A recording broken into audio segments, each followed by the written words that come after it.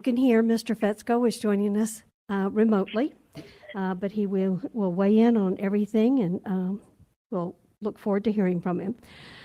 I remind you that if you wish to speak at either an agenda item or at public forum, you must complete a form. They're found on the back table, and you complete the form and bring it forward to Ms. Dwelly.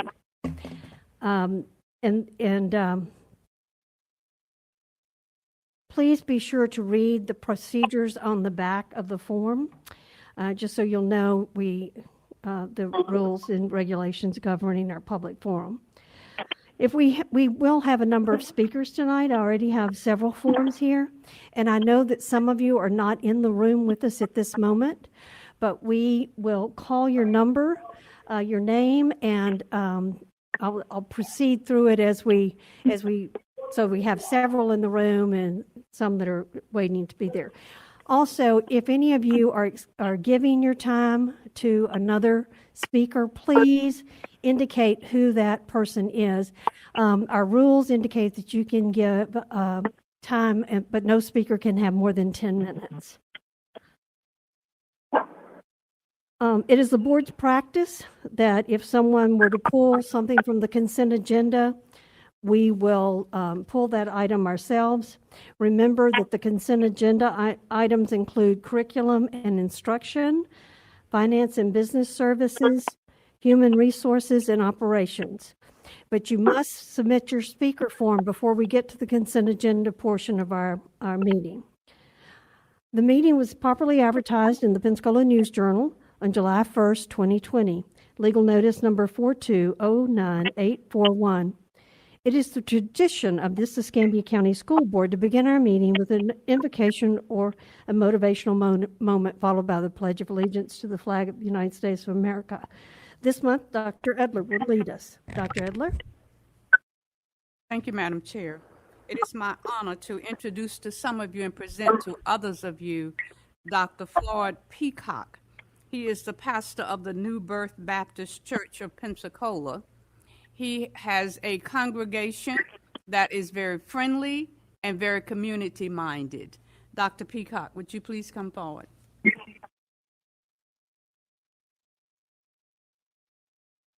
To the mic, right there, The to the podium. mic.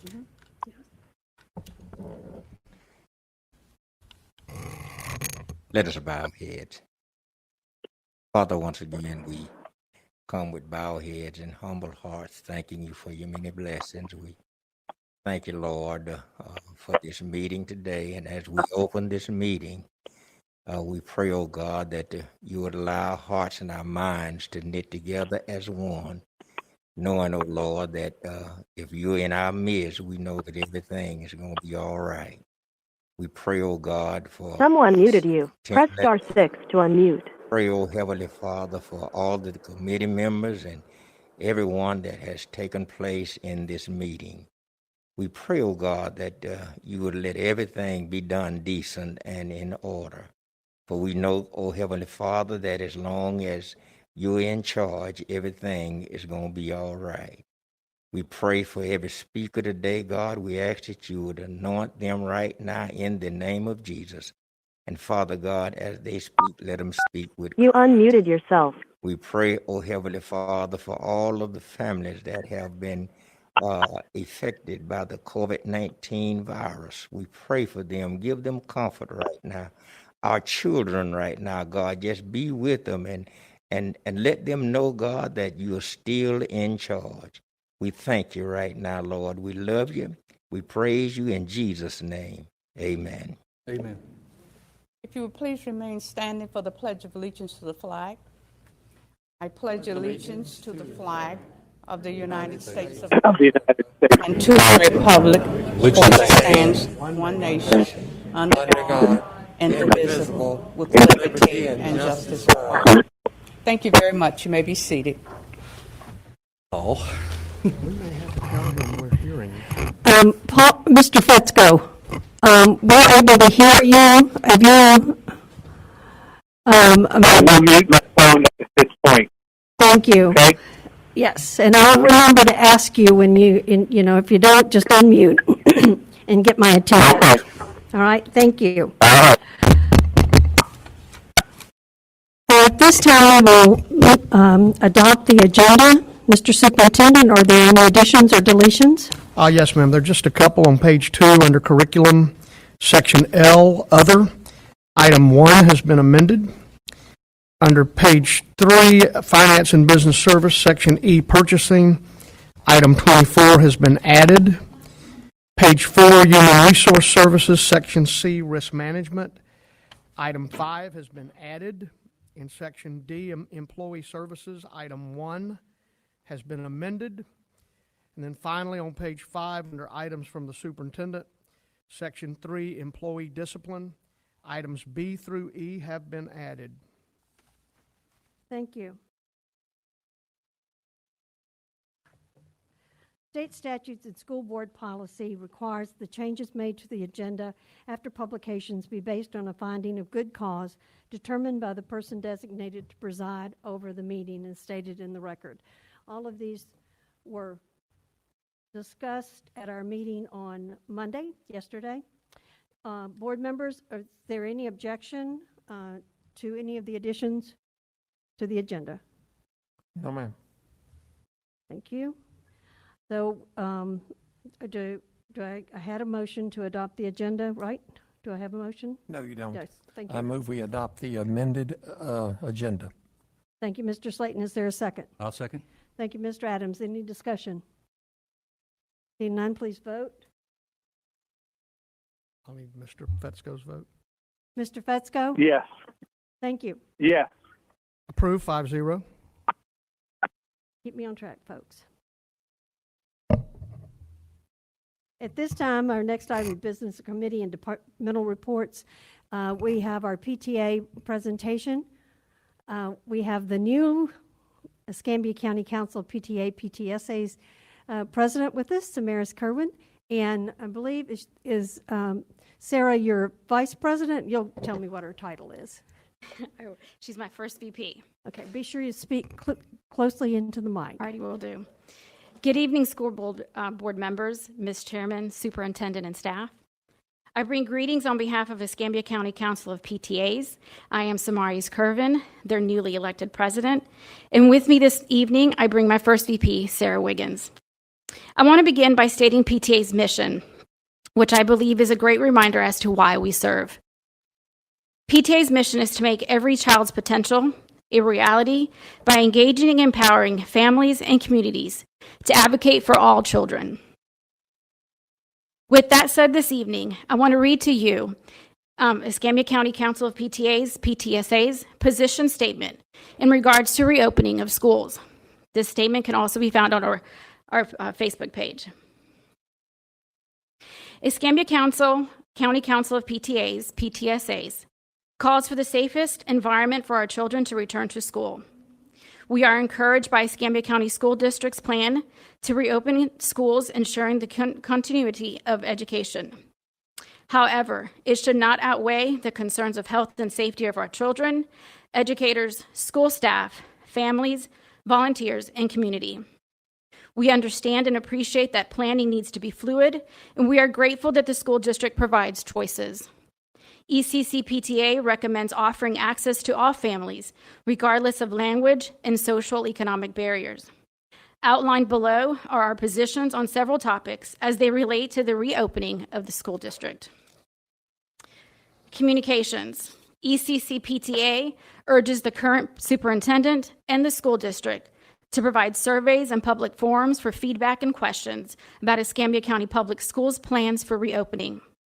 Engagement from parents, families, students, educators, school employees, public health experts, and community members is essential for effective decision-making and implementation. We recommend that the school district make materials available in multiple languages and offer translators available for forums when possible. School readiness. Noting the rising numbers of COVID-19 cases and the work that needs to be done for our students to return.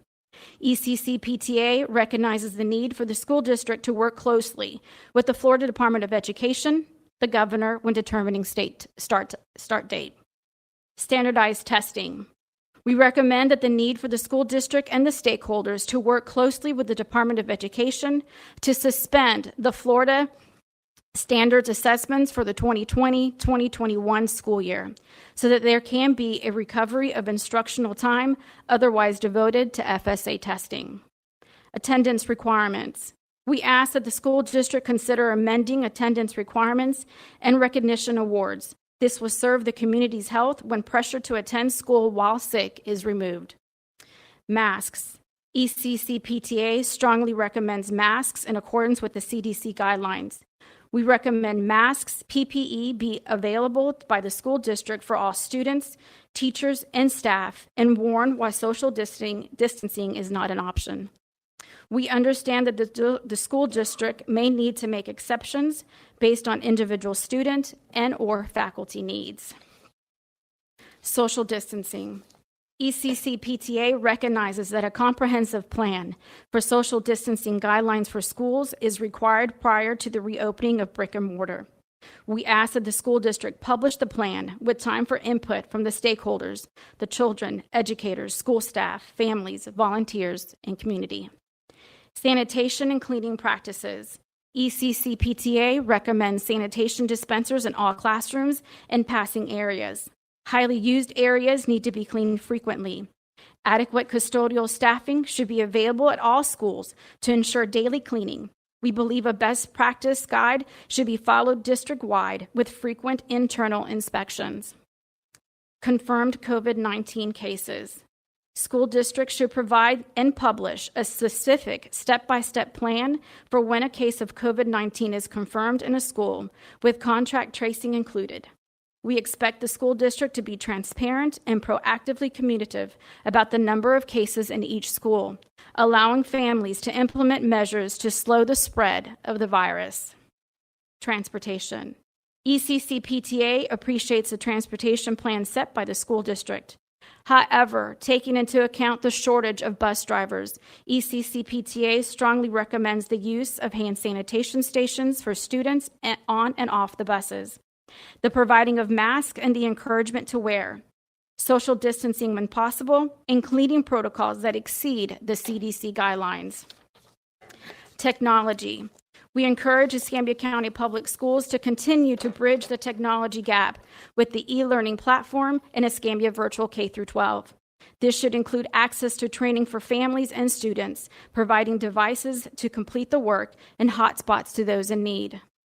Mental health. ECCPTA also recognizes that the mental health of our children and families is vital to the success of learning. We ask the school district to promote an equitable plan to help in this transition. Funding. ECCPTA recommends that the resources to our economically challenged schools and communities is at the forefront of Escambia County Public Schools plan.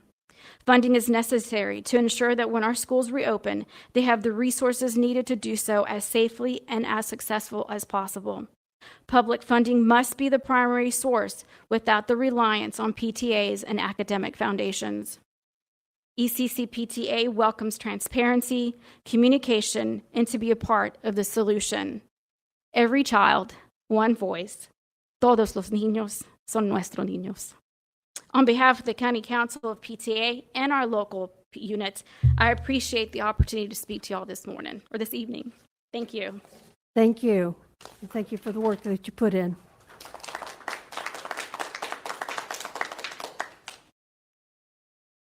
Our next item is the anti-racism resolution.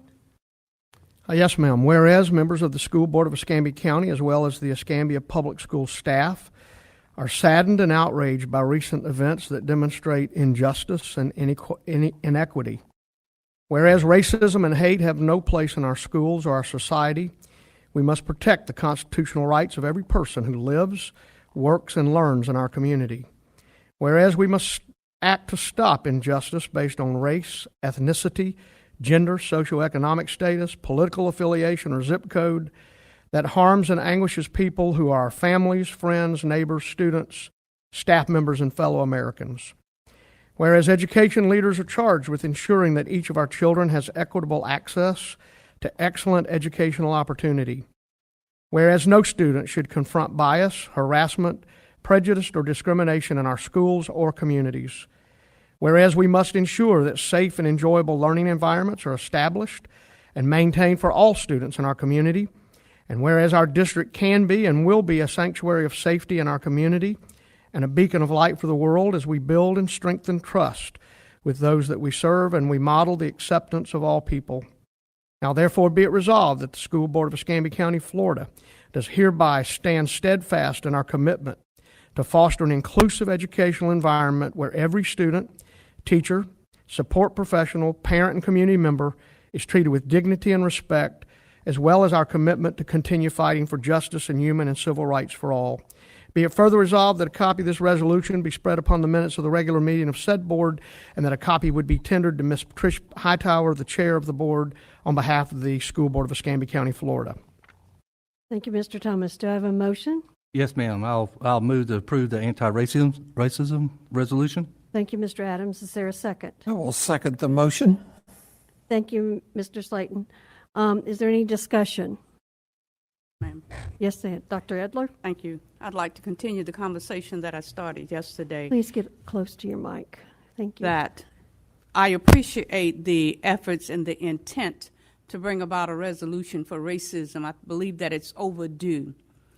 But a resolution without a plan is a nothing document. We already expect certain things from certain people that we don't get. And so I will not be voting for this resolution because it does not bring a plan with it. Thank you, ma'am. Is there any other discussion? Mr. Fetzko, do you have anything?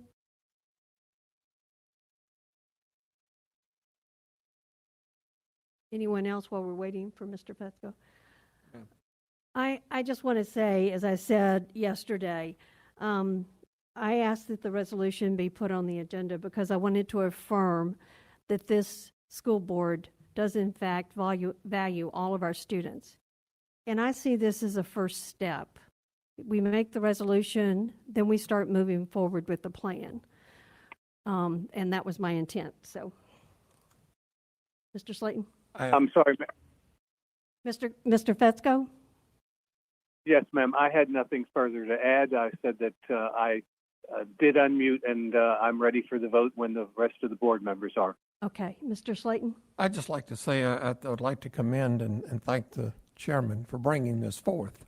This is a statement that we can fall back on, that the board of Escambia County believes in, and I am very much in favor, and I appreciate you bringing that to our organization tonight. Thank you, Mr. Slayton. Any other discussion? Seeing none, we are ready to vote. Mr. Fetzko? Yes. Thank you. Approved 4-1. Thank you. We now move to public forum. I just wanted to go through a few of the purpose of the public forum is to give members of the public the opportunity to address the school board on any matter of concern, particularly regarding education and the administration of our schools. In this setting, we as board members are not compelled to answer questions or respond to you, and normally will not engage in back and forth dialogue in this venue. However, your concerns will be noted by the board and the superintendent for a response. As always, we invite you to contact any one of us or all of us by phone or email for follow-up. A list of our meeting times and locations is located on our website. Speakers must adhere to the guidelines printed on the back of the speaker form. On the form, please be sure to indicate whether your intention is to speak at the public forum or to a specific item on tonight's agenda. Please direct all comments to the chair. We expect respectfulness in your address to the board. We ask you not to use titles and not individual names. Personal attacks against the school board members, superintendent, staff, or employees will not be tolerated. If you fail to follow these guidelines, you will be warned by the chair and subject to removal if violations continue. Each speaker will be allowed 3 minutes. Speakers who are physically present at the meeting or workshop may request to yield their time to a designated speaker. The yielded time will be pooled for a maximum of 10 minutes for the designated speaker. Speakers may not split their time and yield only a portion of it to the designated speaker. Mr. Hammonds is here tonight, serving as our parliamentarian. Ms. Buswell is our timekeeper and will start the timer with your opening remarks. We know that some of you are not in the room presently, and we know that, so I don't want you to worry that your time has started when you first start getting moving toward the podium. So when you start your remarks, the time starts. The buzzer will sound when your time is elapsed, and you can see on the screen that you see a countdown. Please, as soon as the buzzer sounds, try to wrap up as quickly as possible. We have distance lines, and so I'm going to call the first 4 speakers, and that way we'll have one at the podium and those that go backwards. I also ask that each speaker give time for us to sanitize the podium and the mic between each speaker, so don't just rush right up. Wait for that to get cleared. So my first speaker is Susan Smith. Ms. Smith, if you would go to the podium. Ms. Smith will be followed by Carol Cleaver.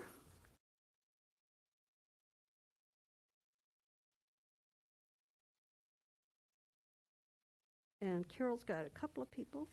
Then Hannah Ard.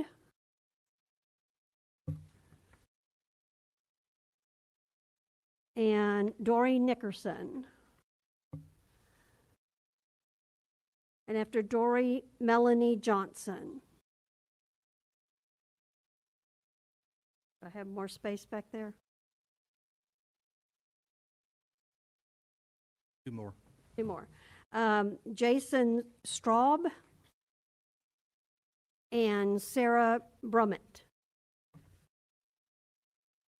And after that last speaker would be Courtney Robinson, and then I'll get some more as we get closer. Thank you, ma'am. Okay, Ms. Smith, thank you for being here. Thank you.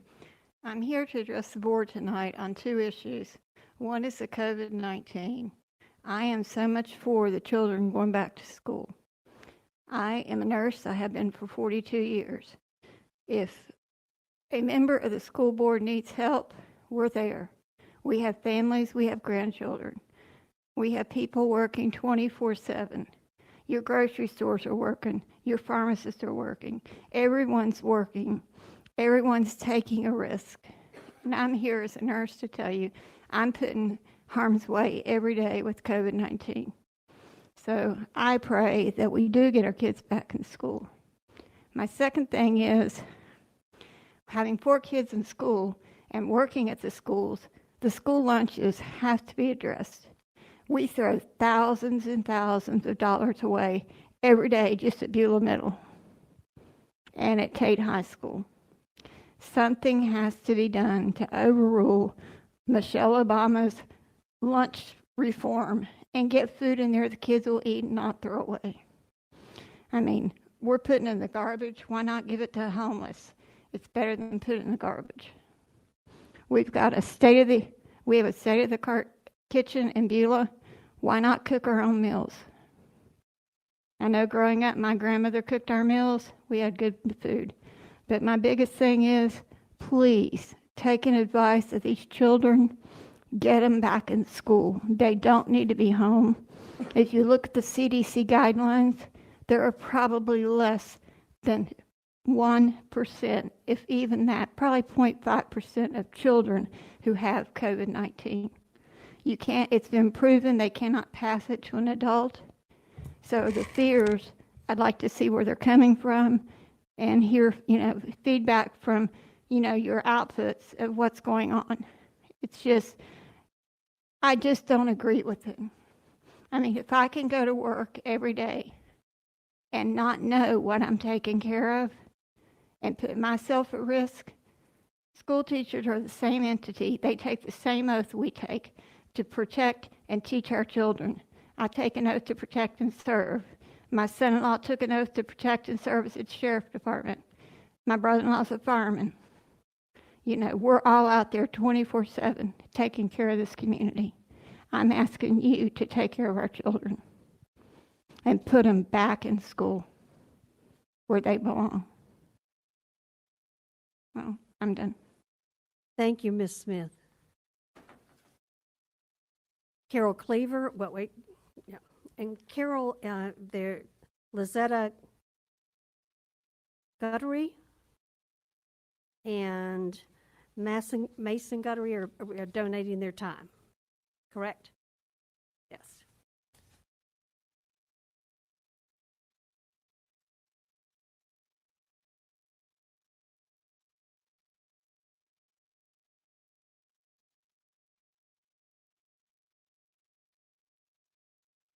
I have a question.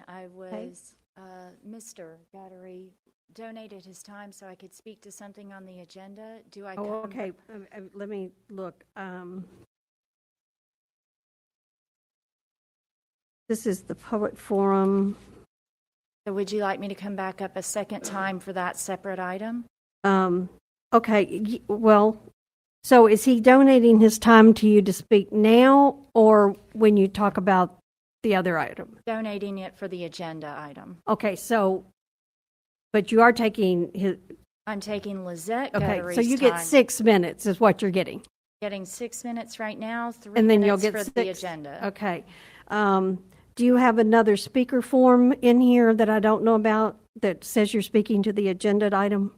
No, I wasn't aware that I should do that, but I will fill one out. Okay, I'd appreciate that so I can keep them straight. Thank you.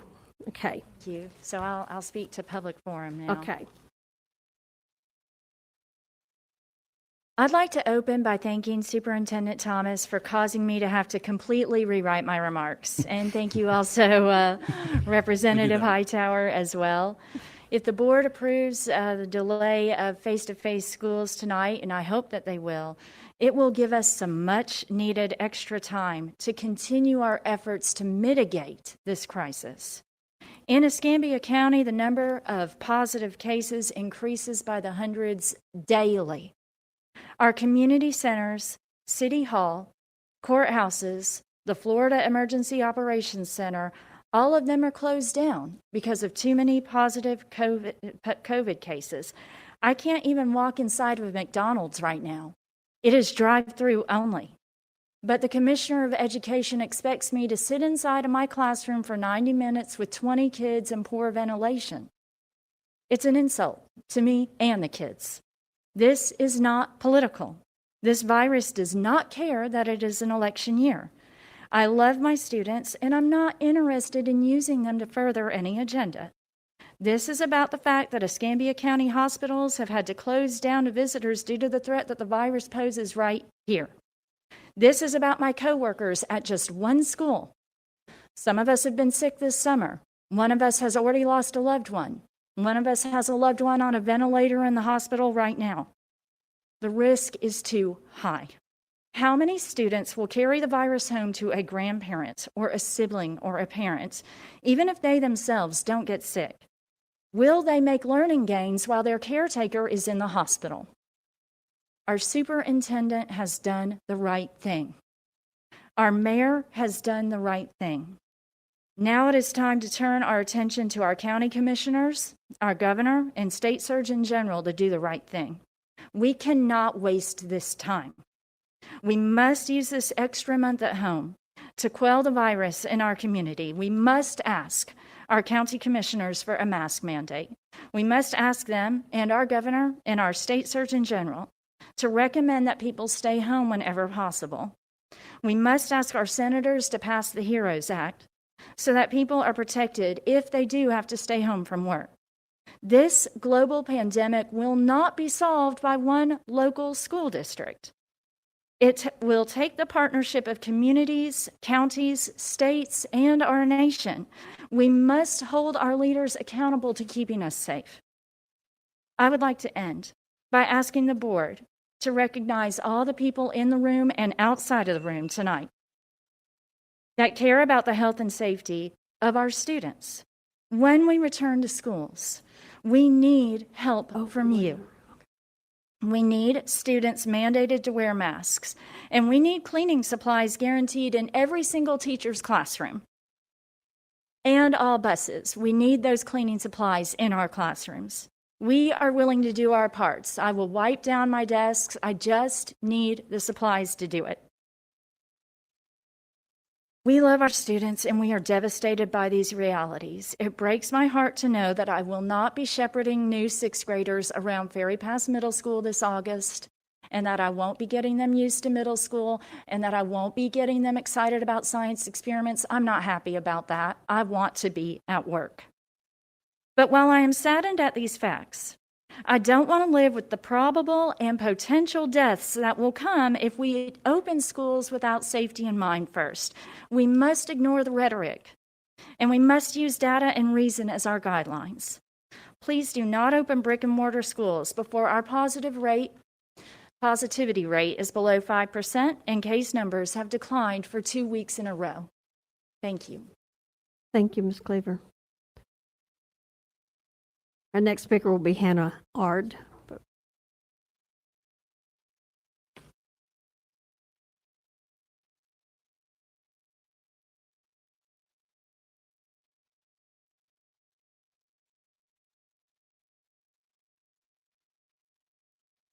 And Tracy, sorry, I can't read the last name. You are donating your time? Yes, okay, just making sure.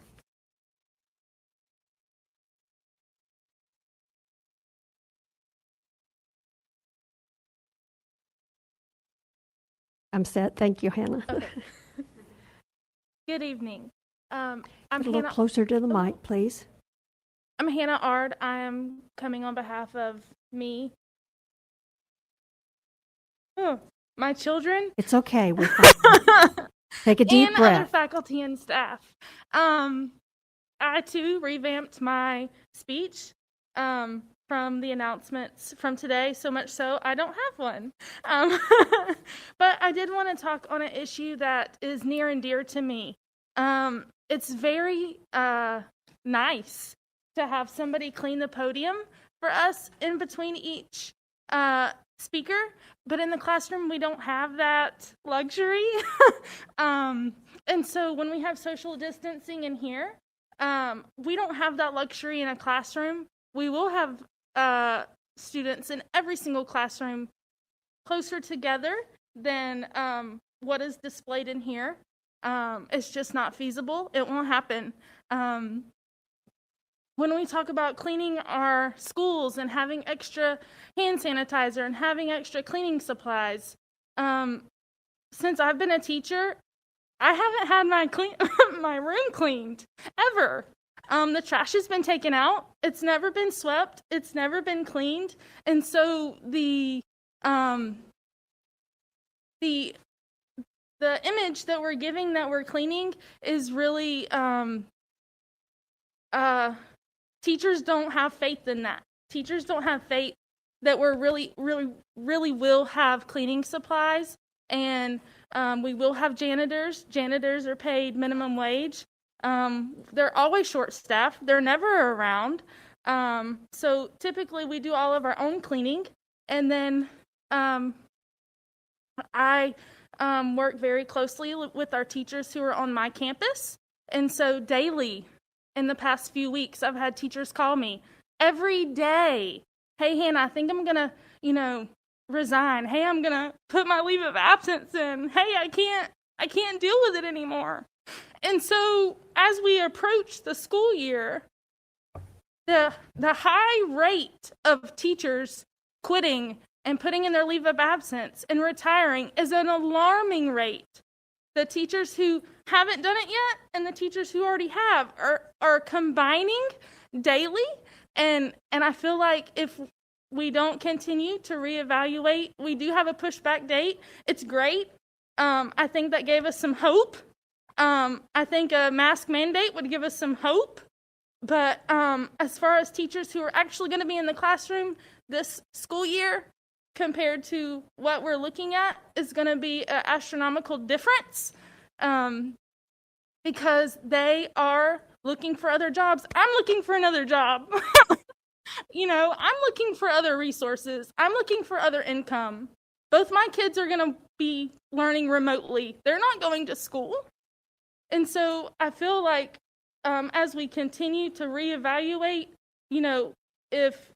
if health and safety of our students is really important, we really will give that extra effort to have cleaning supplies. So we would love to have cleaning supplies in our room, but for it to actually happen is something that we feel is doubtful. Thank you. Thank you. Okay, I think the last person in line back there is Sarah Brummett, correct? Okay, so Courtney Robinson, while we're cleaning, Alex Rigsby and Chelsea Alberda. Sorry if I'm mutilating your names. Apologize. Dory Nickerson. Hi there. Good evening. I too had already prepared what I was going to say and had to completely rewrite it. And I just want to tell the superintendent how thankful that I am that he has made this recommendation and how I hope that the school board votes yes on this recommendation. I was so relieved and grateful when he recommended this for listening to teachers, parents, and other stakeholders of our schools. I considered not even coming and speaking tonight as a result, but I decided that I needed to come down here and thank you in person for your decision. We're all on the same team, working towards the same goal, which is keeping our students happy, healthy, and educated. Delaying the start of school will give teachers the much-needed opportunity to develop effective and engaging remote learning practices, as well as give our community time to respond appropriately to the virus. I haven't seen my students since March 13th, and I think about them every day. I wear my mask, and I encourage others to wear theirs so that I could return to my second home, my classroom, as soon as possible. I can't wait to see my students in person, but for the time being, I recognize how lucky we are to have the technology to teach remotely in our district, thanks especially to the Superintendent's Vision 2020 initiative. As chairperson for the new Educator Committee and Fire chapter of the Escambia Education Association, I speak on behalf of all the new teachers in our district when I say thank you for giving us time to prepare and be safe. Thank you. And I have Jason Straub is the next. Oh, okay. It should be Melody Johnson. Oh, I'm sorry. I turned one too soon. Sorry, Melanie Johnson. Keep me in line. That's why you're in line. Ms. Johnson? Are you ready? Yes. Okay. And you are speaking, yes, public forum, yes. Thank you for listening and considering another perspective that many teachers have concerning masks. Mr. Thomas, thank you for coming up with 3 options that give people the right to make a choice they feel is best for their family.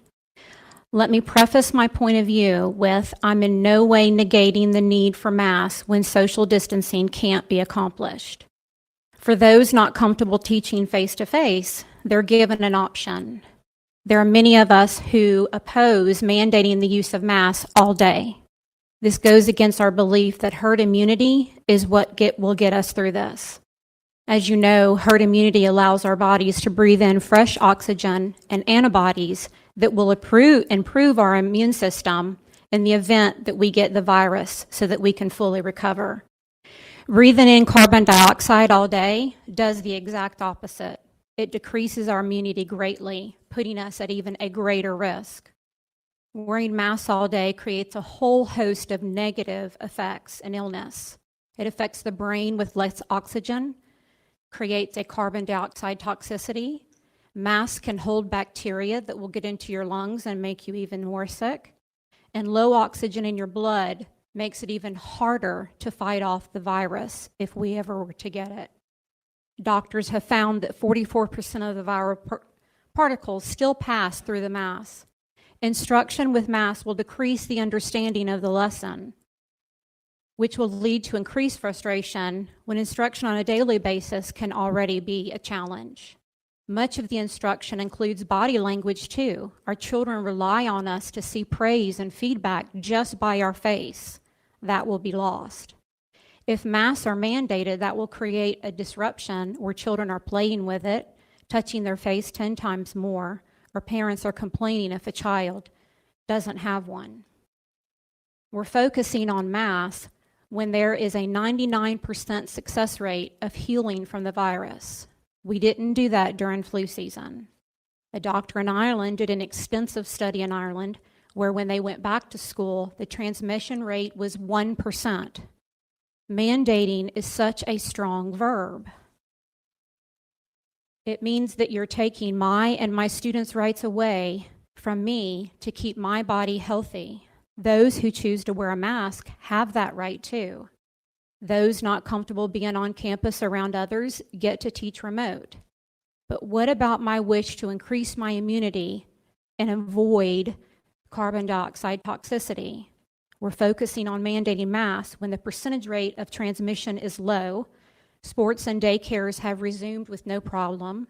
Denmark and Norway have already gone back to school with no masks with little transmission. I simply want to make the point that we want the right to make the choice for ourselves when social distancing is in place. Thank you. Thank you, Ms. Johnson.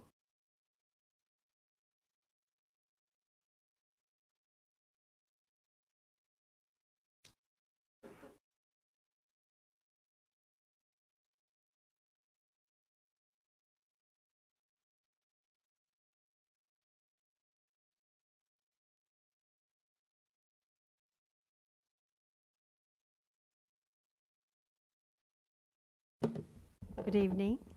Good evening, ladies and gentlemen of the board. Thank you very much for allowing me to speak to you this evening. I'm Dr. Jason Straub, a pediatrician with Pensacola Pediatrics.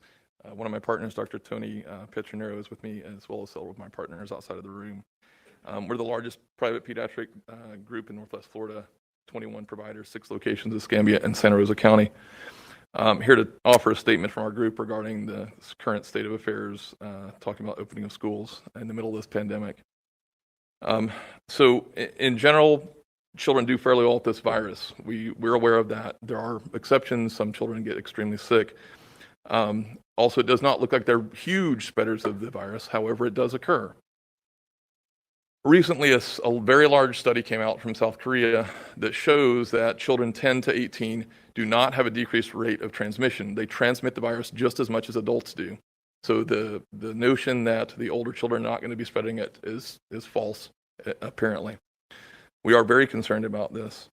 Based on the current rise of cases in our community, the dramatic jump in the number of cases in Florida and Escambia and Santa Rosa and Pensacola, we are very concerned that as schools reopen, case numbers will continue increasing beyond what our local medical community is equipped to handle.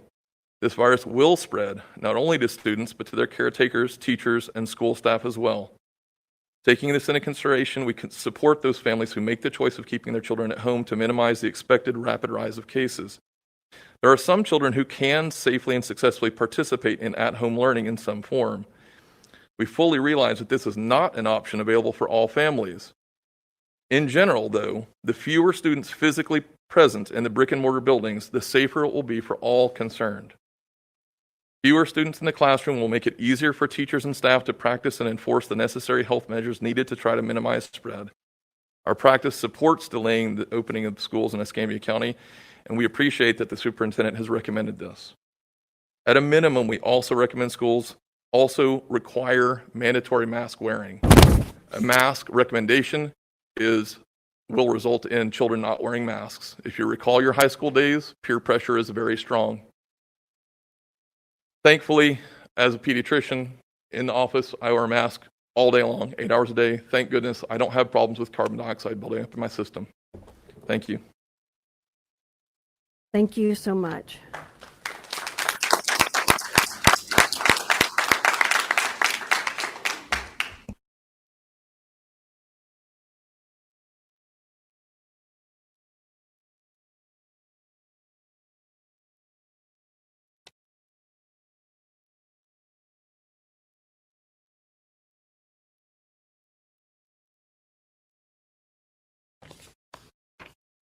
Am I allowed to Ms. move Brummett? this?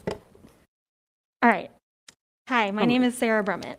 I'm here today as a parent of 2 school-age children enrolled in Escambia County schools. I'm also here as a substitute teacher for the district. For the last quarter of the last school year, actually for most of the last school year, but including the last quarter, I was working as a long-term sub. So I already know the pitfalls and limitations of virtual schooling, both as a parent and from a teaching perspective. It's super inconvenient. It's difficult. I hated it. My students hated it. I missed my students, and my school-age children that were home with me hated it. But it is better than death. The school district leadership had all summer to build a smart, effective virtual school plan for this coming school year based off the pitfalls of last school year. Unfortunately, that did not happen. Now, thankfully, you're postponing school for 2 weeks, and I hope that you use that time to consider a virtual school plan. Because even with this additional time and the improved mask guidelines, this is return to school plan will be a recipe for disaster unless and until you commit to a virtual only approach, much like our neighbors immediately to the north in Mobile. Virtual as an option creates a false sense of security and puts the onus on individual families to make the choice on what is a collective issue. Too many teachers will be forced back into unsafe environments, expected to risk their lives and their families' lives by teaching in an unsafe classroom setting where social distancing will be impossible. There are no plans for protecting students on the buses or in hallways or at lunch, no plans for protecting bus drivers, custodians, and so on. There's absolutely no plan for replacing teachers that get sick and have to quarantine amidst a severe substitute teacher shortage. I will not be subbing this year. Presumably, classes will have to double up, crowding kids even further. And I shouldn't have to remind anyone in this room that Florida has become the global epicenter for COVID-19. Pensacola is one of the top 10 hotspots for new cases in the entire country. Failure to act means that we will see super spreader events throughout the district every day. Our COVID-19 numbers will rise exponentially. Our hospitals, which are already near capacity, will be overwhelmed. People will die unnecessarily, and others will face permanent organ damage and other complications. School district officials seem to believe that educational outcomes are too important, but what could be more important than a child's safety? And what could be worse for them than death, or the mental and physical toll of battling the virus, or the mental toll of losing family to the virus? It's immoral and it's unavoidable. It's utterly avoidable. We need your leadership to close the schools and invest in virtual learning until we have 14 days with no new cases. Thank you. Thank you.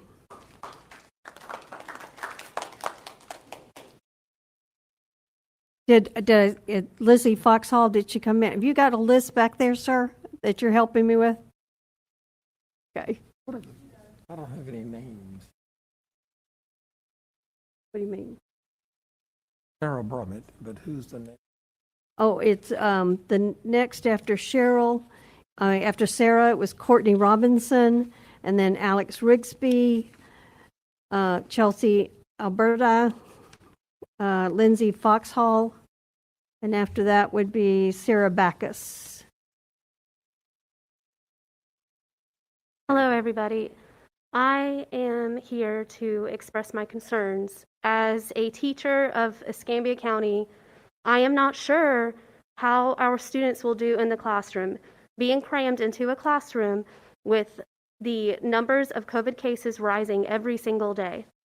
I am not really sure that our students can stay 6 feet apart from each other in the classroom or at recess or wherever they go inside the school or on the bus. I love teaching, I really do, but I'm not exactly sure how we are going to help prevent this if we go back to the schools. If we had cleaning supplies, that would definitely help. That would be great if y'all could manage that. Also, on top of going back to the classroom, I do believe that virtual learning will definitely help the students to stay active with their learning and staying distant from other students and teachers and faculty and staff. I would absolutely love nothing more than to be back into the classroom and seeing those smiling faces and encouraging them face to face. But I am very concerned about their well-being, and I would love for a plan to be put into place, or at least virtual learning until the COVID cases decline. Thank you. Thank you.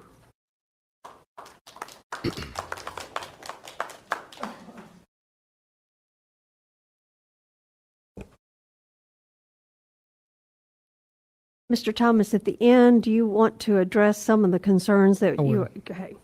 Because I know that we've had some discussion about some of the things that are being brought forward. Just, so stay tuned, people.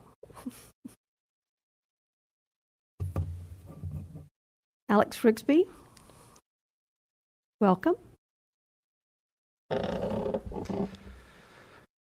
Madam Chairwoman, I might be the rare exception of the people you hear tonight who is neither a teacher nor has a child in school.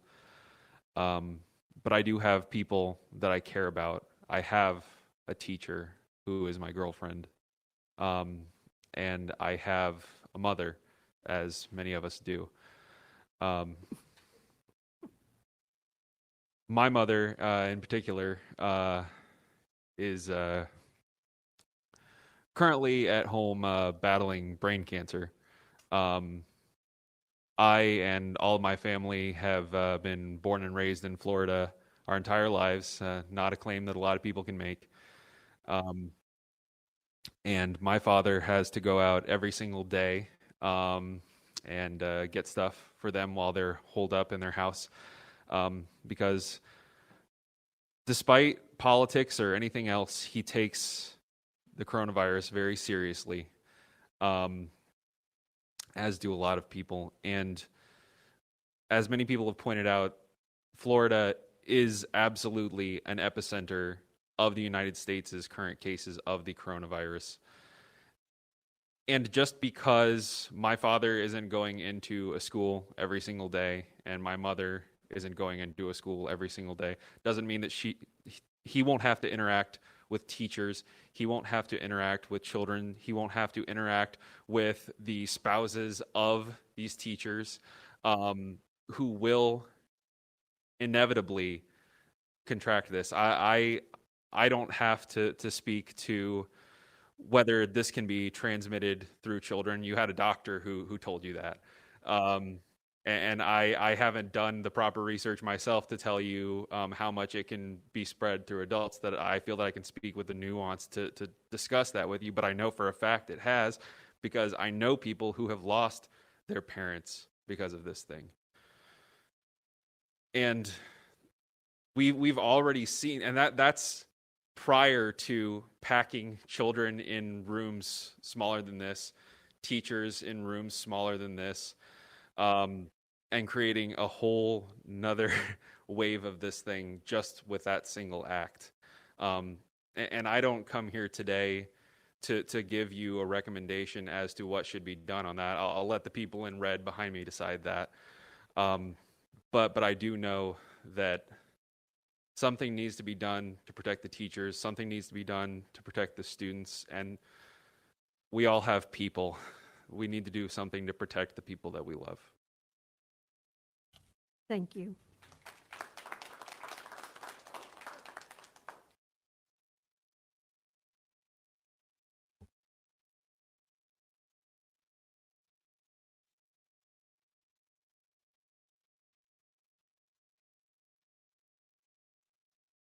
Your next speaker is Chelsea Alberta.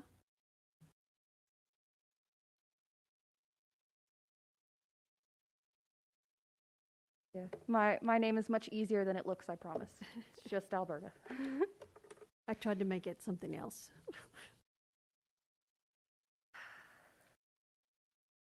My name is Chelsea Alberta. I am a teacher in Escambia County School District, and I'm here in support of the new school start date and in support of changes to the verbiage in regards to face masks and face shields. I understand the need to reopen schools. Without federal or state assistance, without a moratorium on rent and mortgages, and for parents with essential jobs in dual income households, childcare isn't a luxury. It's essential. When caught between a rock and a hard place, I understand the school board's choice to open schools. but I support the superintendent's recommendation to delay the start of the school year. As a teacher, I've spent the summer researching and working to learn how to best approach remote learning and safely implement in-person teaching. However, I, like everyone else, did not have any idea how the district would approach schooling before the superintendent's announcement on July 8th. Pushing back the start date acknowledges the significant work that needs to be done to start the school year as safely as possible. I also support changing verbiage in regards to face masks and face shields. This virus travels most effectively by the water droplets that we breathe out.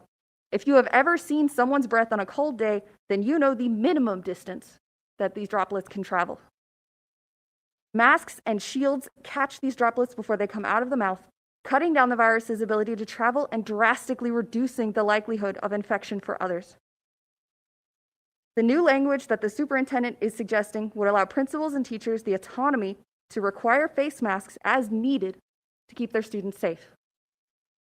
There's no reason we couldn't enforce a mask mandate the way that we police everything else that children wear. We are already willing to disrupt their learning and pull them out of class for things like refusing to take a hoodie off, for having their pants too low, or for wearing spaghetti straps.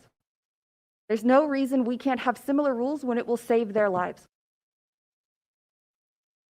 And if anyone has left you doubting whether it is reasonable for teachers to ask this of you, just ask you to hear me out for less than one more minute.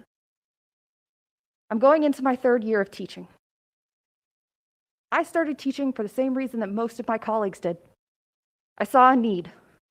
My school needed me, my students need me, you need me, and every other teacher in this district. And after Majority Stoneman Douglas, you asked us to come back in spite of possibly being shot by a student. You asked us to come back in spite of the fact that this school district will not even be able to get our salary up to the minimum that Ron DeSantis said it needs to be. Addressing trauma for students in our curriculum, supplying our own school things. We kept saying yes, we kept coming back.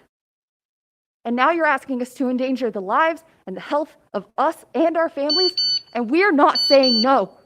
We are just asking that you value us as much as you value policing spaghetti straps and short skirts. And that's not too much to ask. So I hope that you will vote for the superintendent's language changes and delayed school start date. Thank you. Thank you.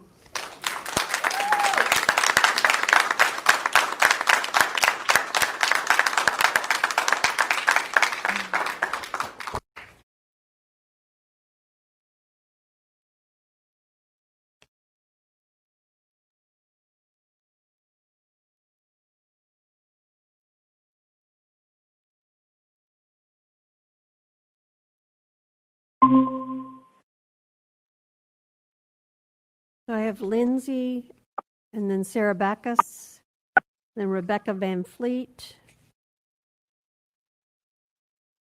and Sherry Stoker. Excuse me?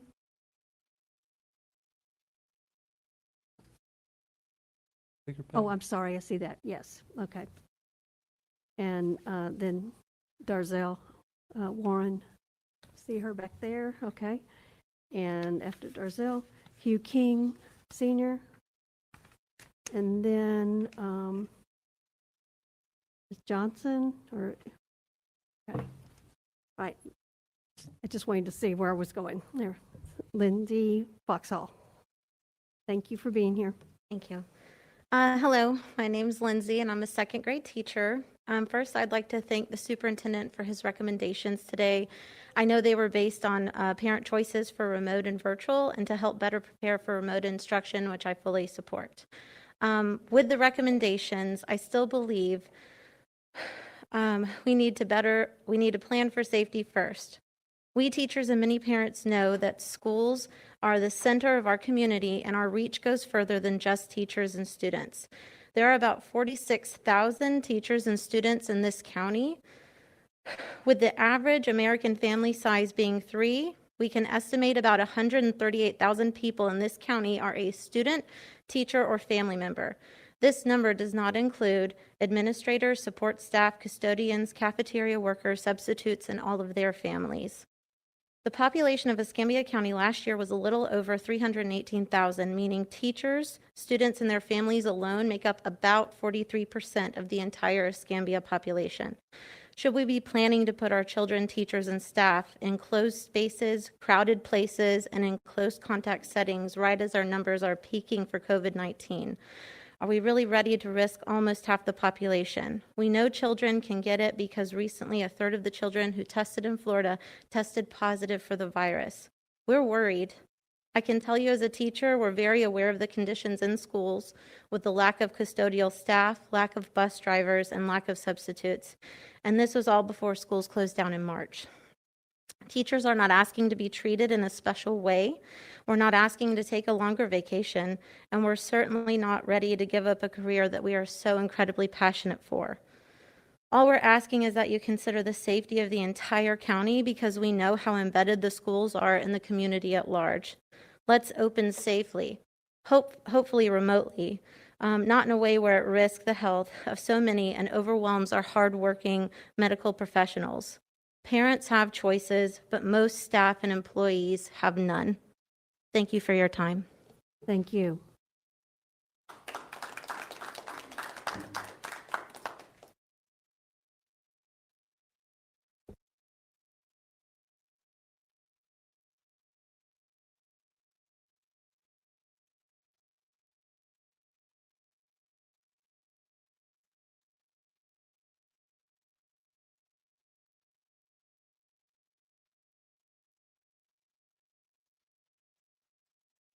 Sarah Backus.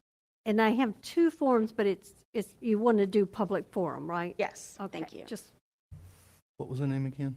Sarah Backus. I hope I said it right. You did good. Okay, thank you. Welcome. Thank you. Good evening. Thank you all for letting the public and school employees come up and give their perspective. I personally am a product of Escambia County. I did elementary, middle, high school, and I even went to UWF. I'm a teacher here, and I have children in Escambia County schools as well. And I will just say that I'm nervous to come back. I'm nervous for my own children. This virus is something we've never seen. I never thought in my lifetime we would ever live through something like this. And the fact that we just don't know yet what this virus does to children's internal organs, to their lungs. What are the long-term effects of this virus? That makes me very nervous. Also, going back, not being sure how community spread is going to increase once we get everybody together in classrooms. My husband has a job where he works with the elderly. And of course, I don't have that job, but yet if I come home and I'm COVID positive and I give it to him, there could be so many lives that are affected just by that one instance of community spread. And so I would just urge the school board to look at what the CDC is proposing. There are three things, at least from what I understand. We need to wear masks, it needs to be clean, and we need to social distance. I fully support, and I really beg you to make mask wearing mandatory in schools. Again, just like many of my colleagues have iterated, we have dress codes for other issues. Why can we not have a dress code for masks? Something that would save a life rather than just be indecent.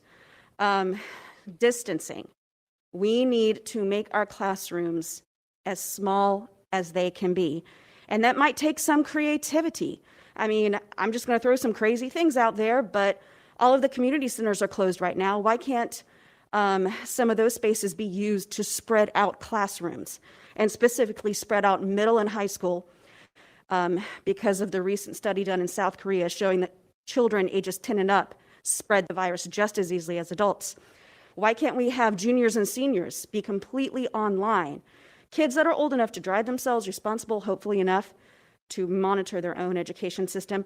And again, we just have to get creative in getting these classroom numbers low. And then cleaning. Teachers need cleaning supplies, not just for when we go back, but for the entire year. Again, I will stand there and I will wipe down every desk in my classroom, but I need the supplies to make that happen and to make this school year as safe as it can be for my students, for me, for my family, and for the entire Escambia County community. Thank you. Thank you.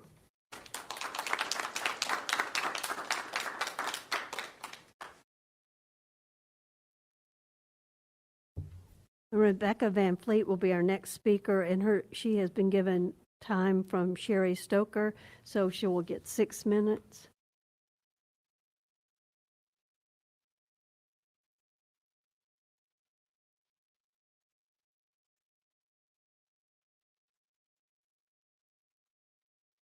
Kind of threw out my speech like others did today, but I wrote some stuff Be sure down. you get up to the mic. Excuse Sorry. me. Thank you. And I'm Rebecca Van Fleet. I'm a teacher, I'm a parent, and I'm compromised, and I'm concerned about going back to school. I have a couple of questions first, and then I have a couple of things to say, and I know you're not going to answer the questions, but I thought I'd throw them out there. So you were saying, they were talking earlier about having to require to wear masks. And I want to know personally, as a compromised teacher, if I can require that in my own classroom. Maybe other teachers don't want to require it, but me being compromised, I think I should be able to in my own classroom. I'm concerned about not doing temperature checks. It's been proven that mask and temperature checks work. And I think that's part of what we should be doing with the schools. If we're going back to school, let's help with the spread. If you do temperature checks and we can find out who's asymptomatic, then we can do the contact tracing so that we can stop the spread. So I don't understand why that's not being mandated in our schools. As far as social distancing goes, you know, we're short on substitutes. We know that a lot of people are going to be getting sick. So when they start trying to divvy up those students that don't have teachers because they're out sick and put them in my room, what's going to happen to social distancing? That's going out the window. Can I, as a teacher, say, hey, you can't come into my room because this is not following the CDC guidelines? I mean, this is going to happen. There are going to be a lot of teachers out. So, but I'm really here because I am concerned about my students. And I should have talked to Sarah about this because we have the same kind of thing, same kind of concerns going on. As far as this virus goes, we have chickenpox, the virus. We have herpes as a virus. We have AIDS as a virus. And these are viruses that have been going, that we know about, that have been happening for years, that medical professionals have been studying.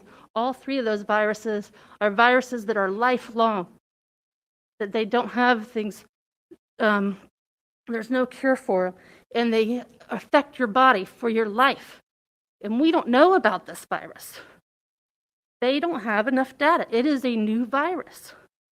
So when you're trying to put these kids back in school and you don't have this data, they already said that there's a disease out there that's, you know, it's on here, that students are getting, young children are getting. It's called, hold on.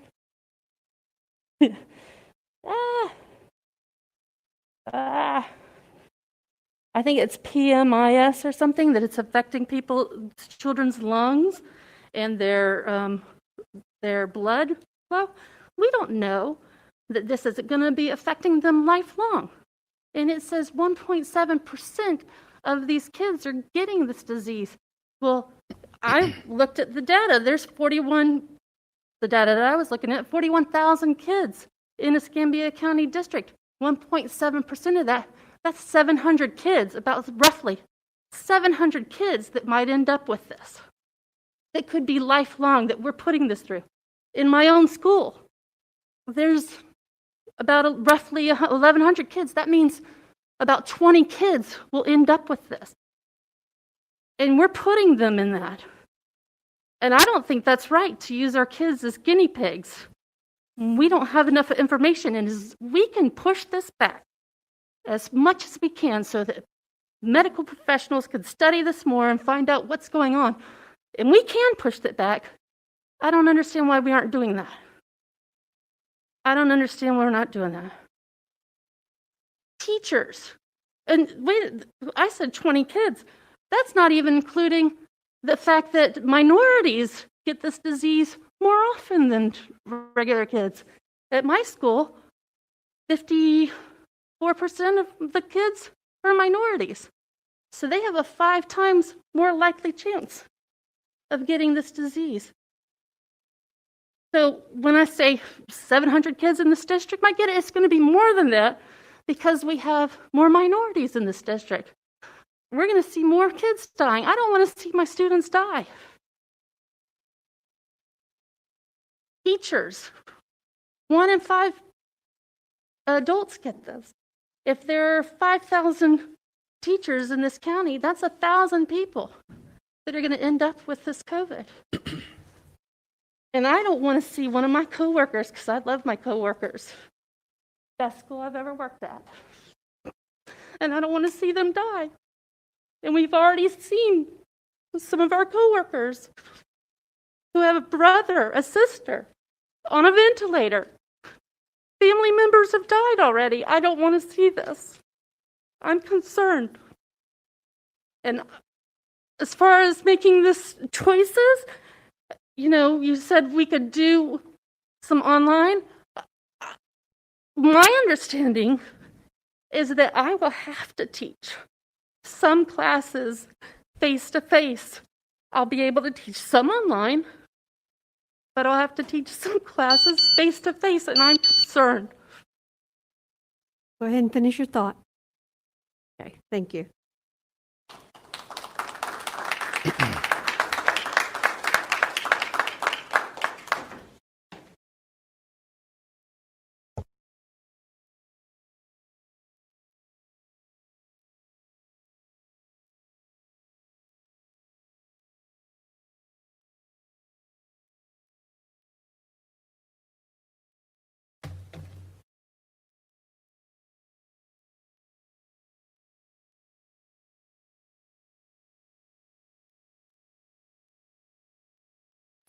Ms. Warren? Good evening. My name is Dorzell Warren, and I am the president of the Escambia Education Association. And like many of the young ladies here, and I had to revamp what I was going to say as well. I would like to say thank you to Superintendent Thomas, because I know the decisions that you're having to make, and I know they are not easy decisions to make. The argument that teachers were not wanting to go to school is not true. Teachers are ready to go to school. They have been working in their classrooms, trying to get ready and prepared for the little ones who are going to be entering into them. The argument was, how were we going to do it? How were we going to make returning to our classrooms as safe as possible? That is why I was advocating for a face covering. And I think we're getting into the argument of mask, face covering, but face coverings will include a shield. I taught second grade. I know the importance of my children being able to see me, to be able to see my smile. No one is saying that that student wouldn't be able to step to the side and be able to take a breath. I mean, I even have to pull it off of my nose. My glasses get fogged up. We should not be looking at this as a political thing about someone's rights being taken away. As far as rights being taken away, what I say to that is, should you take those rights and say that someone else should not feel safe? No one should be in their classroom in fear that their coworkers or their administrator are going to make fun of them, tell them that they're not strong enough to be able to sit in a room without protecting themselves. That safe environment is going to allow our teachers to be able to go home, knowing that they're not taking anything back with them, that they're doing the best that they can do by keeping their rooms closed, clean. Now that we have a recommendation for a delay, this is going to allow our teachers the opportunity to try to get as much professional development under their belt so that they will be able to provide the high quality instruction that our children deserve. So I would like to say once again, thank you for allowing this delay to happen. I know it was not an easy choice for you to make, but you did it in the best interest of our students, of our employees, and I'm asking the board to please think about those teachers who are afraid of not being able to have some bit of protection. Thank you.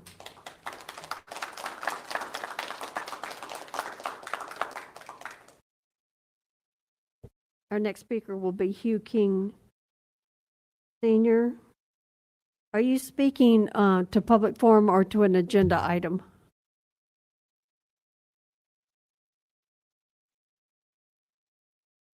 Okay. Okay.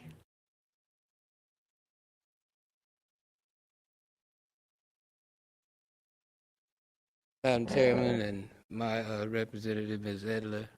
Superintendent, I want to thank you and commend you on your decision for the delay and hope that the board does approve that.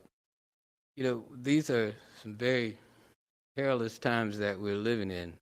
And I think it's the preamble to the Constitution that says that document exists for three basic reasons: to ensure all of our rights to life, liberty, and the pursuit of happiness. And I think they're in that order for very clear and specific reasons. You know, COVID-19 is a matter of life and death. And, you know, I'd like to digress just a moment and hope and encourage everybody of faith to pray for our governor, who may have succumbed to bullying, bully rhetoric out of Washington, D.C., that maybe he would rescind his decision. And when we start talking about mandatory, you know, let's look at both sides of the fence. But the point I want to make is this. We have an obligation. First of all, I'm proud of my roots in Escambia County. I have a son who just received his PhD from Clark Atlanta University in Humanities. I have another son who, because through the good work of the ESE department, Washington High School, is in Bible college. I have a daughter who we hope one day might make a name for herself in the LPGA. Then I have a 2-year-old son whose mother is an Escambia County public school teacher, 25 years. And she's in a category because of pre-existing conditions that puts her at high risk. And she is a caretaker for her mother, who is a 33-year veteran, retired of the Escambia County School District. Anybody associated with Tate High School a little bit before the turn of the century would remember Mrs. McNeely. She's bedridden and in bad health. The decisions on masks impacts more than the students. It impacts the entire community. It would only be responsible if this district would mandate when and if the schools open, mask would be a requirement. You can find documentation, you can make comparisons around the country and around the world and come up with things to say why not. But let's find the why and the how to do the best thing for the good of all. Thanks so much, and God bless you. Thank you.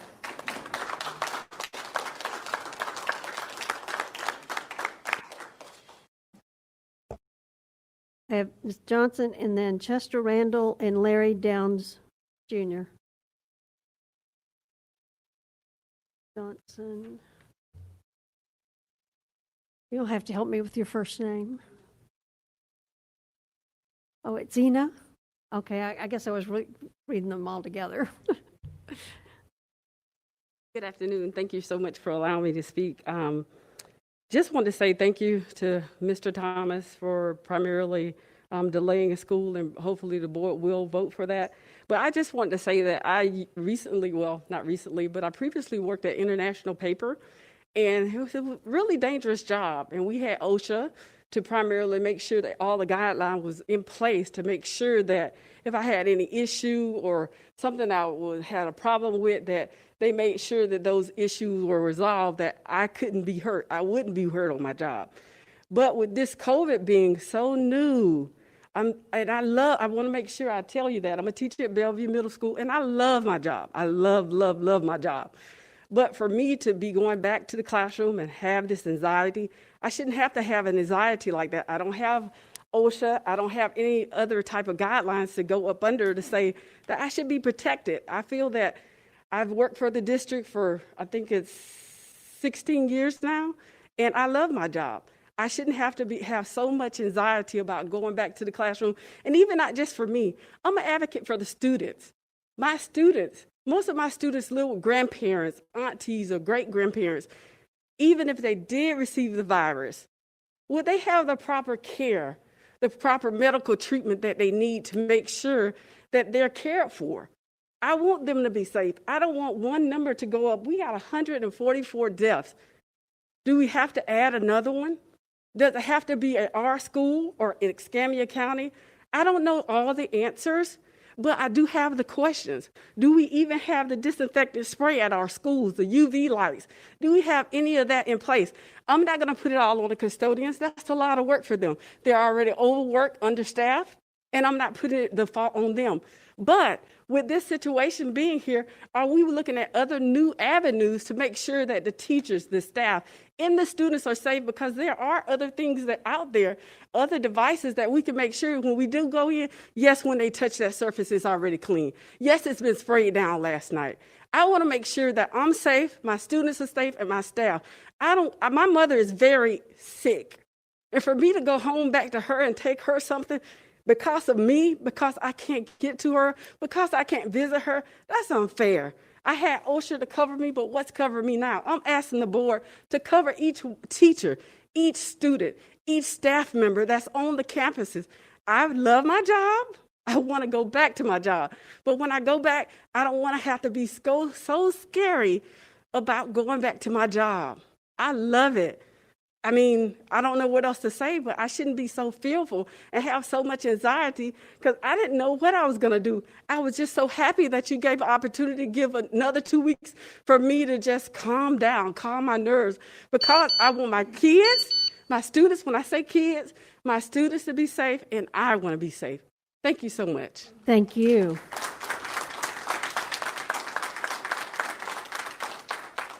I have 2 remaining speakers. I have Chester Randall and Larry Downs Jr. So if there's anyone else that now feels so moved to speak, please fill out a form because after Mr. Downs, that will be our last speaker. Have you got?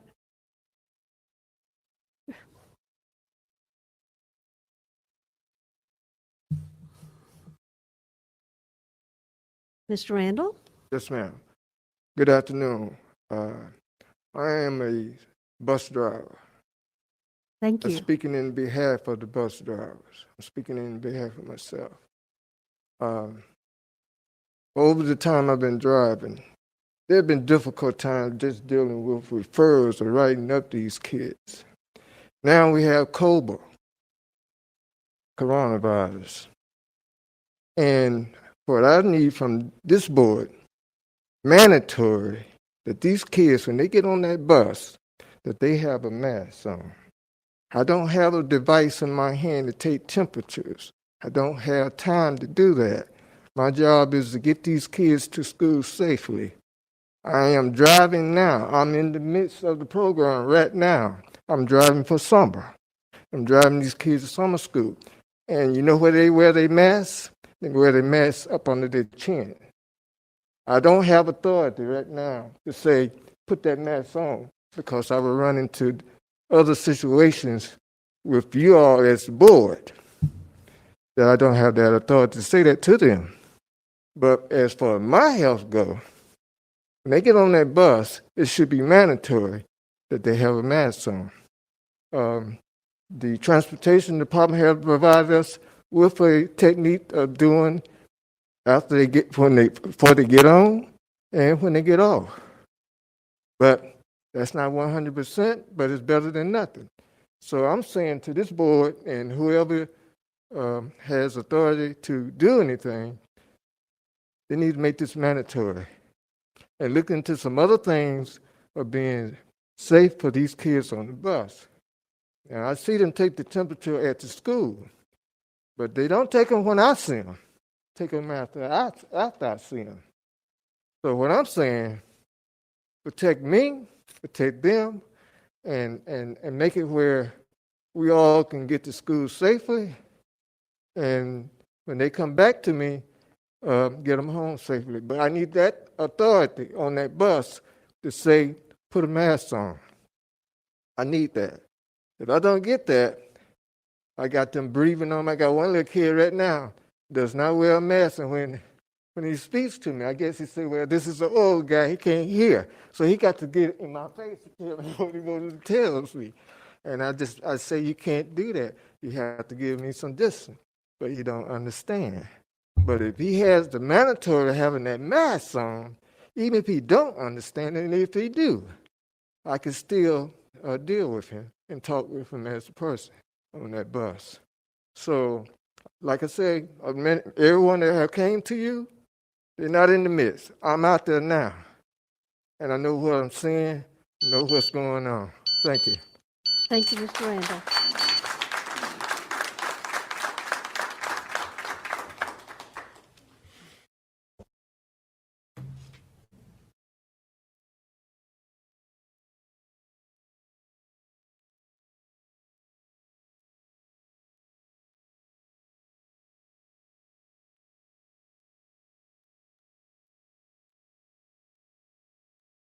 Mr. Downs, welcome. Hello, Mrs. Hightower. How you doing? I'm doing fine. All right, Larry Downs Jr., 12156 Havburg Drive. These patches here say 6 feet away, so stay 6 feet away. Here's the problem solved. Just make everybody stay 6 feet away. Of course, that's being sarcastic because, you know, we're going to be approaching about the time y'all take into school or take the kids back to school, some of them, you're going to be approaching cold and flu season. You know, you got the fall coming up, may have a second or third wave of COVID. How long is this going to go on? You know, I mean, you're going to put cubicles around the teachers, have no interaction with the kids. The school bus drivers put some cubicles on the bus for them. Meanwhile, all these kids are going to be touching their masks. They're going to be pulling it down. If you mandate it, they're not going to wear them properly, just like at least 5 people in this room I've seen not wearing them properly.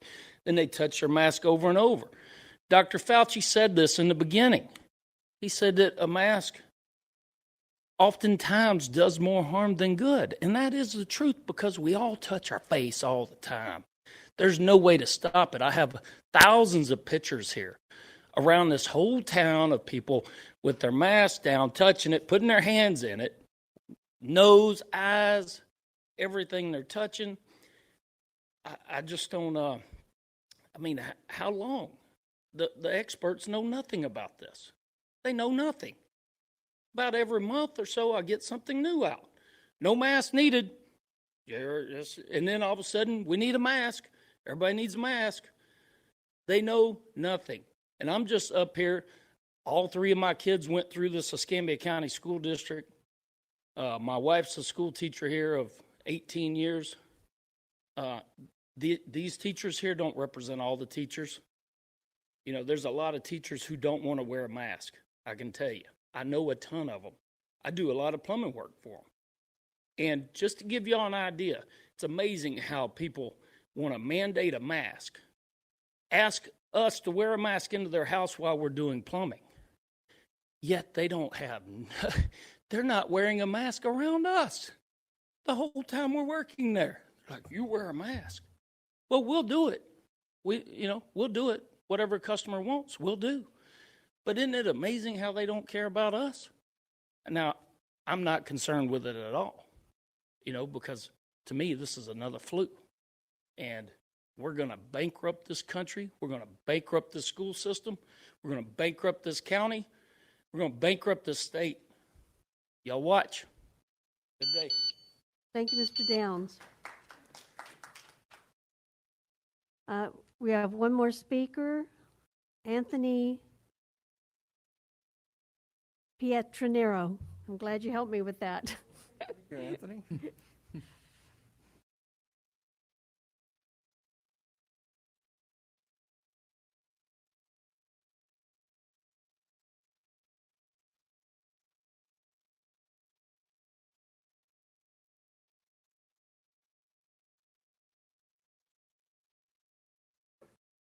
Good evening, Madam Chairwoman and Board. Thank you for the opportunity to address you all.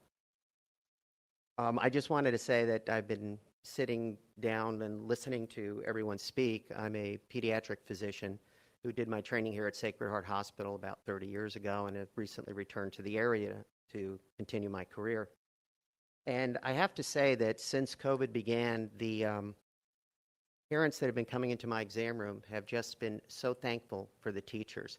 And hearing the teachers speak, I have to tell all you teachers, you guys are our heroes. You put yourselves on the line taking care of our children, teaching them, educating them. If it weren't for teachers, I wouldn't be standing here in front of you all right now. So I want to thank you for that, because many of you put yourselves in jeopardy, whether it's through school violence or whether it's through exposure to COVID now. Now, as a physician, I kind of knew what I was signing up for. But many of the teachers, there's no way they could have ever imagined that they would be facing such a pandemic. And they are a very precious resource. And we need to take care of that precious resource. We need to make sure that they're safe when they go into the classrooms and they teach our children. That Korean study that my colleague Dr. Straub talked about is a very well done study. And it debunks the myth or the previous thought that kids don't spread COVID that much. Kids 10 years and up spread it as well as adults do. And if we don't have the proper precautions in place, children are going to get sick, the teachers will get sick. And not only the teachers, but the wonderful people who volunteer in the schools, and the maintenance staff, and the ancillary staff, the clerical staff, and our school bus drivers. We have to protect those people as well. We have to be mindful of that. Someone else mentioned that COVID is just like a cold. Well, what we're finding out is that many people are continuing with their symptoms for weeks to months after they get better. Some of them are having cognitive defects. Some of them are having brain damage. Some of them will probably never be the same. And in pediatrics, one of the teachers spoke about a syndrome. It's called multisystem inflammatory syndrome in children. And it can happen in kids 2 to 3 weeks after they've been exposed to COVID. As of today, there are about 342 cases in the United States with 6 deaths, and that is rising. So fortunately, it is not extremely common, but the more children that get COVID, the more children that are going to get this illness. And this attacks multiple organ systems, and these kids end up in the intensive care unit. So I'd like to close by thanking the superintendent for his decision to delay the opening of the school year. And I just implore you that please let real science and not junk science or politics or conspiracy theories guide your future decisions. Thank you, and God bless you. Thank you.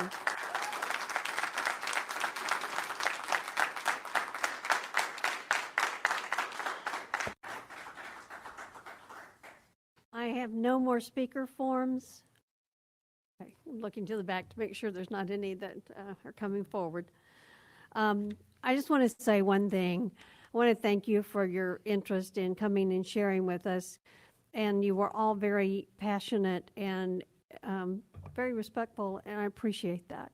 But I know that there's some things that maybe have not been communicated as well as maybe we had hoped. And Mr. Thomas, would you like to address some of those issues that were brought up that I know we have talked about, but maybe have not been?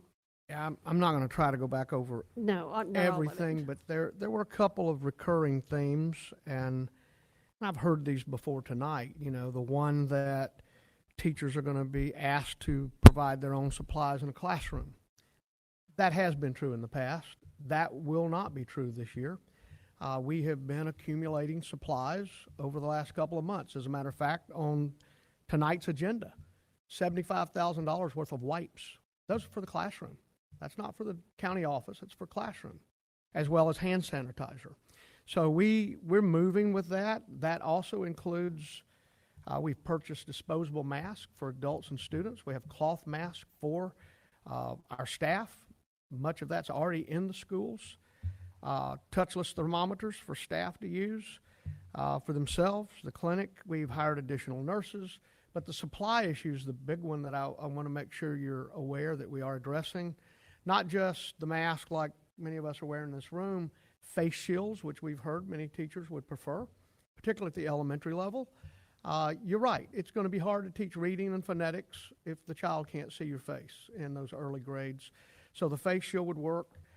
Barriers that a teacher can put on a kidney-shaped table when they're in a small group, when they need to be able to look at each other but yet be protected. All of those are happening. Masks for the bus, hand sanitizing stations for the bus. And Mr. Dennis, I don't know, you're in charge of operations. Am I missing anything you want to add to what we have purchased, what we are purchasing for classroom supplies to sanitize? Thank you, sir, and thank you for the opportunity to clarify and add some more assurance to the issue. You hit most of the high points. I do want to call everyone's attention to a simple fact. The large-scale cleaning, this is what we do at the end of each day, as we did in this room before the meeting and will do immediately following, is done by our custodial services department. The large-scale sanitation you saw occur during our graduations was developed and carried out by our custodial department working with our partners in the industry. So you have an exceptional custodial department. As you recall in the workshop, you saw the additional supplemental equipment that we have purchased and designed and built as force multipliers so that we can have one custodian do a whole lot more than they've ever done before in terms of sanitizing in large spaces.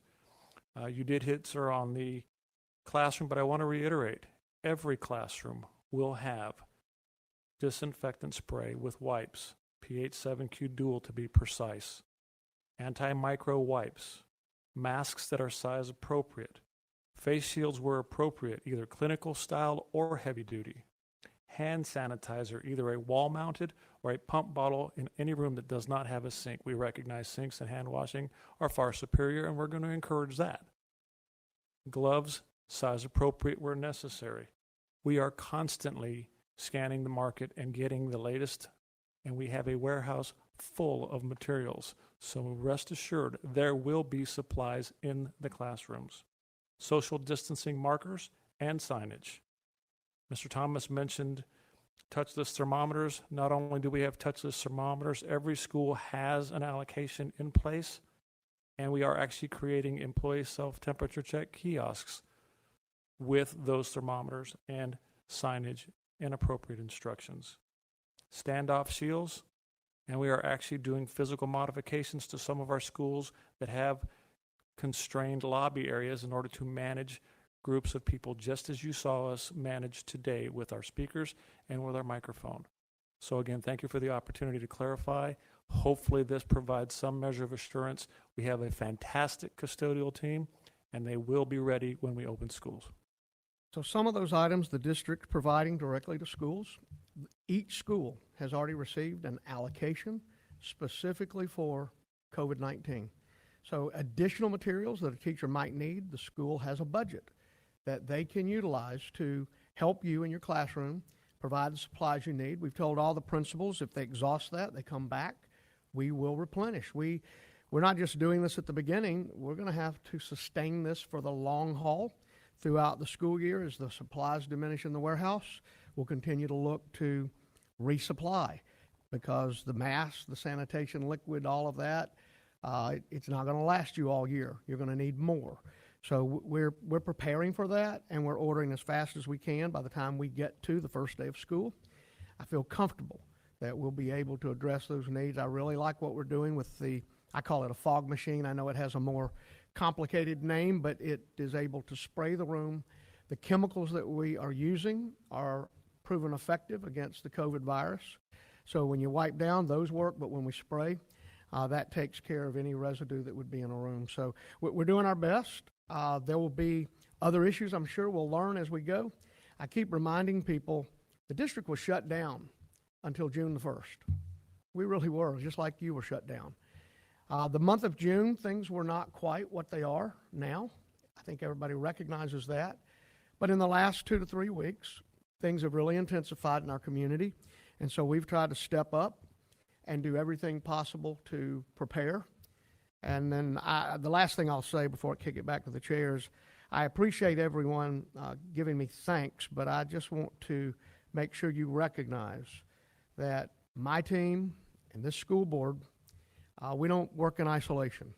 So when I'm recommending something, I've already had conversations with school board members. They know what we're trying to do, why we're trying to do it. And so I just want to make sure that credit goes where credit is due. A lot of times I am the point of the spear, and that happens whether you're for it or against it. I'm going to get it on both sides. I understand that. But it's a team that works together collaboratively to make this work. And I do appreciate the conversations the board and I had yesterday. We had a long day, and we worked through many issues that they're thanking people for today, but that was a collective agreement. So the language we're bringing forward in the reopening plan, a lot of that we discussed yesterday. We've made some adjustments that we thought were appropriate. We've announced those today. The board's aware. And then, of course, the delay until August 24th. But August 24th, we have to go forward. Any delay beyond that starts to affect the pay of teachers. What we have done with this plan has no impact on teacher pay. Teachers typically get paid the end of August. They're going to get paid the end of August in this plan because they return on the 17th. And we'll deal with some of that later when we do reopening. Thank you, sir.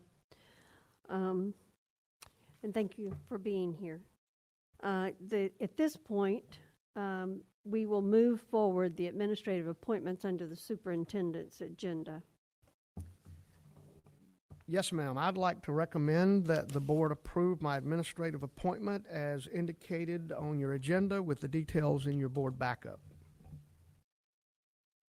Do you have a motion? I move that we accept the administrative appointment as brought forth by the superintendent. Thank you, Mr. Slayton. Is there a second? I'll second. Thank you, Mr. Adams. Is there any discussion? Seeing none, please vote. What? Yes. Mr. Paul? Yeah, Mr. Approved Paul. 5-0. I'd like to ask that Michelle Henry Slater come forward. She's moving from curriculum coordinator at Oakcrest to become the assistant principal, Blue Angel Elementary.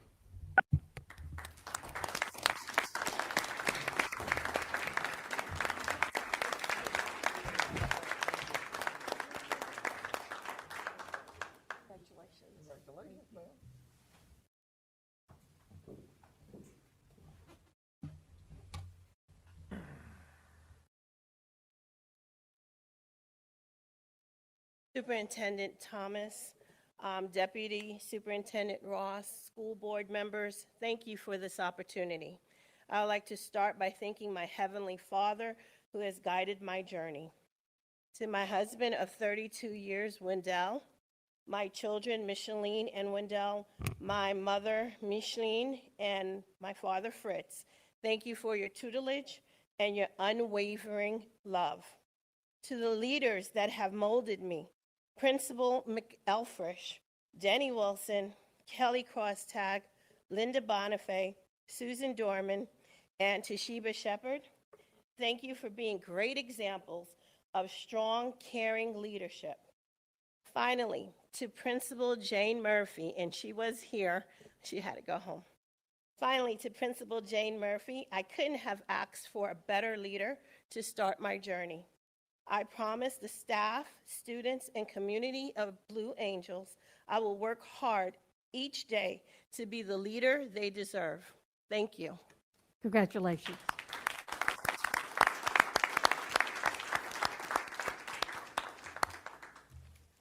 The next order of business is the minutes. We have two sets, the June 15th regular workshop and the June 16th regular meeting. Madam Chair, I'll move the minutes to be approved as stated in the agenda. Thank you, Mr. Adams. Is there a second? I will second that motion. Thank you, Mr. Slayton. Is there any discussion? Seeing none, Mr. Fetzko, vote. Yes. Approved, 5-0. Thank you. We have no unfinished business, nor under new business, we have no items for additions to our school board rules. So we are moving to our consent agenda.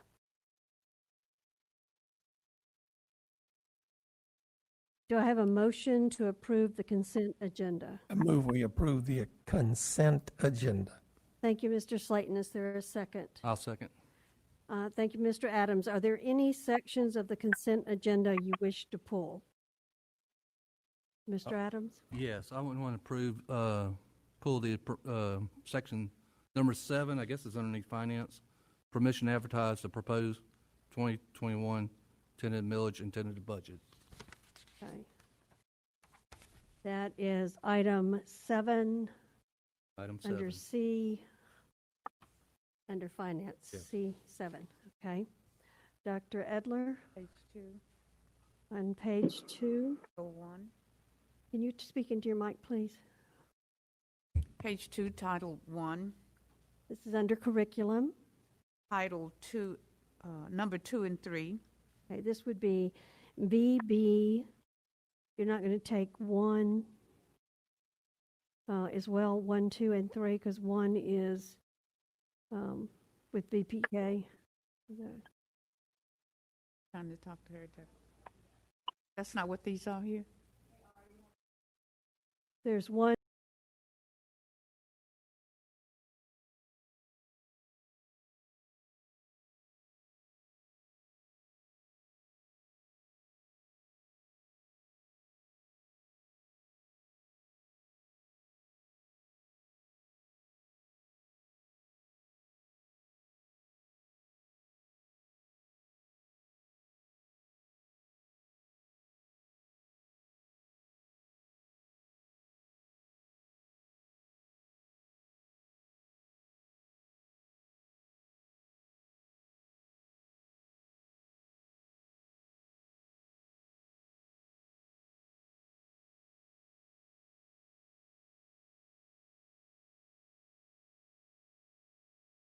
Pulled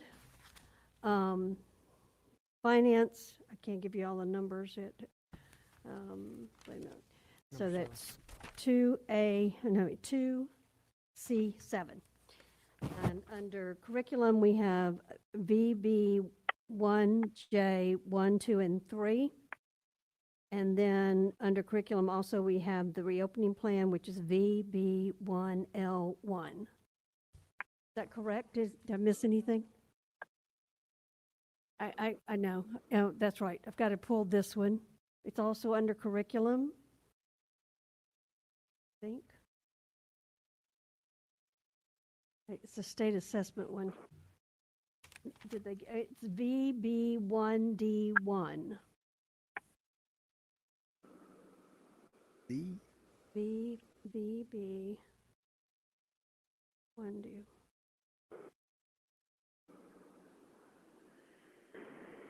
I thought it was under curriculum. That's the assessment calendar, uniform That's the one assessment they calendar. want. There it is. It's on page 1 of the agenda under the evaluation services D1. D1. Sorry. Sometimes the mask makes it a little muffled. D1.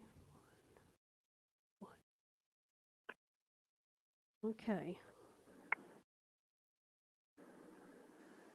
All ready to vote on the consent agenda with the exception of those that have been pulled.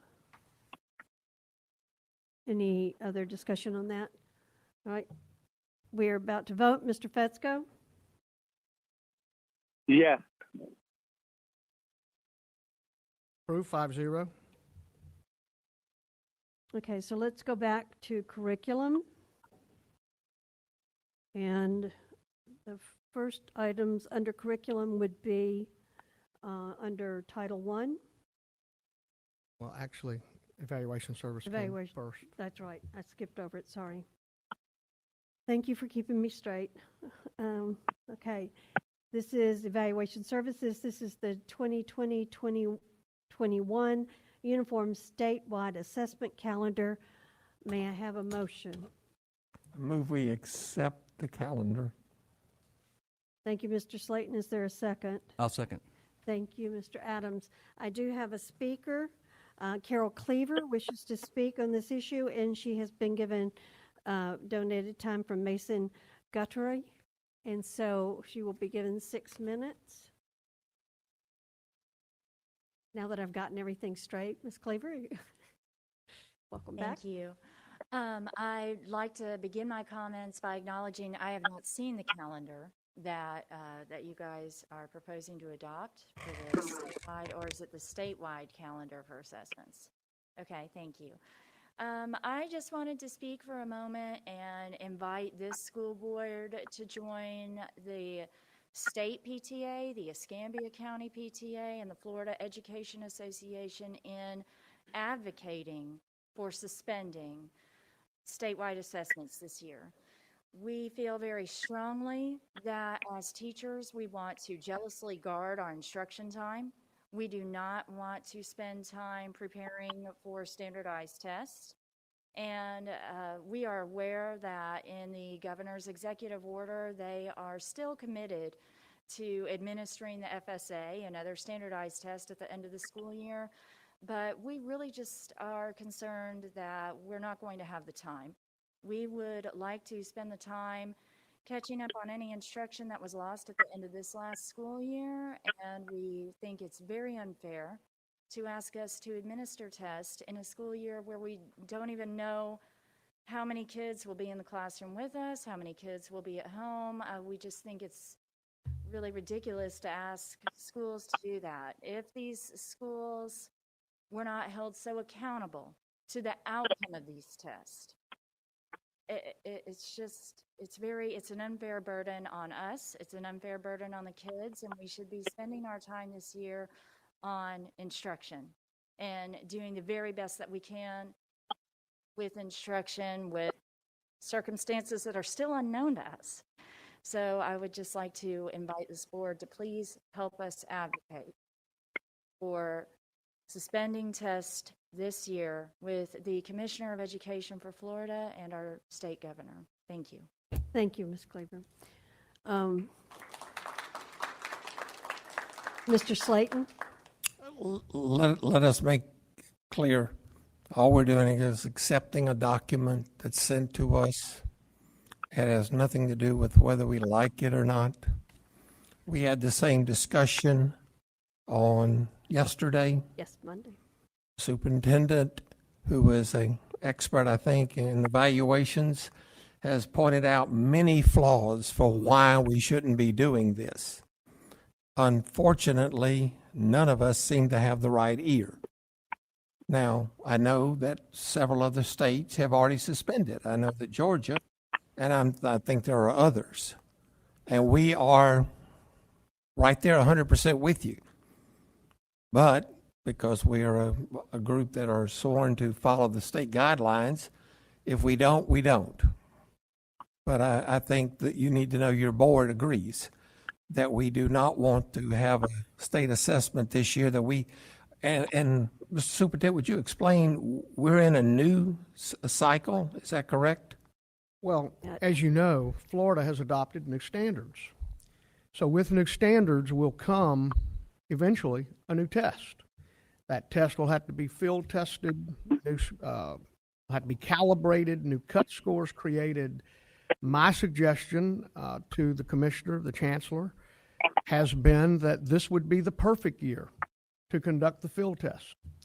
It's low stakes, no high stakes for schools or students. We're going to have to do it at some point, so let's use this year to set the baseline for the new test. That means they're going to have to get busy. They're going to have to create that test. Because if we push forward like they're attempting to do, and we have accountability this year, we're going to be disrupted again because that field test will have to be administered.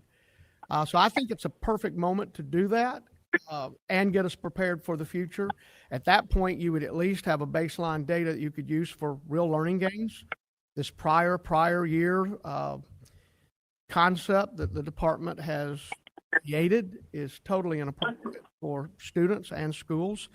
But again, all we can do is advocate, make our voice heard. We are arguing for that, presenting those cases. I don't think they will make any decisions on that until later in the fall.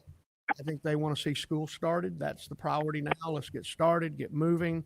And then down the road, if things are like here where you have almost half your students not face-to-face, that's not a good way to assess your progress. So we understand. We'll have to all continue to advocate, but I throw out the field test idea because I think if we'd all have that message and send it forth, maybe that catches on because it's very plausible, logical, and makes perfect sense for next year. Thank you, Mr. Thomas. Is there any other discussion? Mr. Fetzko, any discussion? Yes, ma'am. Yes, ma'am. Can you hear? Yes. With the mute and unmute, sometimes it gets confusing. I stand with the superintendent and Mr. Slayton, what they were just saying, and want Ms. Cleaver to know that, yes, I'm very supportive of the request to suspend the testing. This document is merely a plan for the assessment if we indeed are mandated to go forward with it, and this needs to be submitted. The work that went into it makes us compliant. What we believe and what we would like to see happen is in agreement with Ms. Cleaver, but at this point, we do need to go ahead and submit this document. That's it. Thank you, Mr. Fetzko. Is there anything else? I think Mr. Slayton spoke for us all. We're there with you, and we'll advocate as a Florida School Boards Association and as a Superintendent's Association. So we're ready to vote. Mr. Fetzko? Yes. Approved 5-0. Moving to the next item under curriculum, it's J, Title I. Number 1, the State of Florida Statewide Voluntary Pre-Kindergarten Provider Contract Form, OELVPK 20. We're going to do each item, or you're going to do all three at the same time? If there's no objection, we could do all three at the same time. Seeing none. I'd like to make a motion that we accept J Title I, items 1, 2, and 3 as recommended by the superintendent. Thank you, Mr. Slayton. Is there a second? I'll second. Thank you, Mr. Adams. Dr. Edler will be abstaining from these because she is a member of those boards. Is there any discussion? Ready to vote? Mr. Fetzko? Yes. Edler, I think you voted. It looks like it did. I'll ignore your vote, okay? Approved 4-0. Sorry about that. Okay. I wasn't going to do it. I understand. It's okay. It's okay. In the next item is under curriculum. It's the Escambia County School District 2020-2021 Innovative Reopening Plan. I'd like to move the adoption of the Escambia County District 2020-2021 Innovative Reopening Plan. Thank you, Mr. Slayton. Is there a second? I'll second. Thank you, Mr. Adams. Mr. Slayton, did you have I think the only discussion I had was that I appreciate what the superintendent said. It was a collaborative effort in working this, but let's give credit where credit's due. His staff has been poring over this. This item did not come to us until July the 6th was the date of the commissioner's order. And so until then, we really had no direction. Okay. So since July the 6th through actually a week from Friday, we had to start posting documents to your agenda. That's when staff has put most of this work together. I think the one thing I want to make clear for my point is that I never had a problem with masks. I do have a problem with punishment. And I think the worst thing we can do is require something and then we start punishing kids and taking them out of the educational process. Now, I'm going to not make a lot of friends by saying this, but we have principals, and it's their responsibility to kind of figure out how to do this, and I think they can, be it by being creative with their students, by incentivizing with their students, working with the students, making sure they know how important masks are. And I don't disagree with that at all. Please understand, my family is education. My wife and I are retired. I have a daughter teaching, and I have a 7th grader, God, it hurts, 7th grader and 9th grader in the Escambia County School District. And so safety is number one on my mind, will always be, even without grandchildren here. But this is a collaborative effort, but I want to make sure the staff knows we certainly appreciate what you did to get this ready, and I'm 100% behind supporting it. Thank you, ma'am. Thank you. Mr. Adams? Yes, Madam Chair, and I appreciate the superintendent, staff, and my fellow board members, because I think we came up with some excellent verbiage on this mask rule for teachers and students. I also did not want any disciplinary action on teachers that are students on this mask. So I think it's a good plan. I think it'll work out, and as always, if it doesn't, I'm sure we'll modify something down the road. You know, we do that. So anyway, thank you, and I will be supporting this tonight. Mr. Fetzko?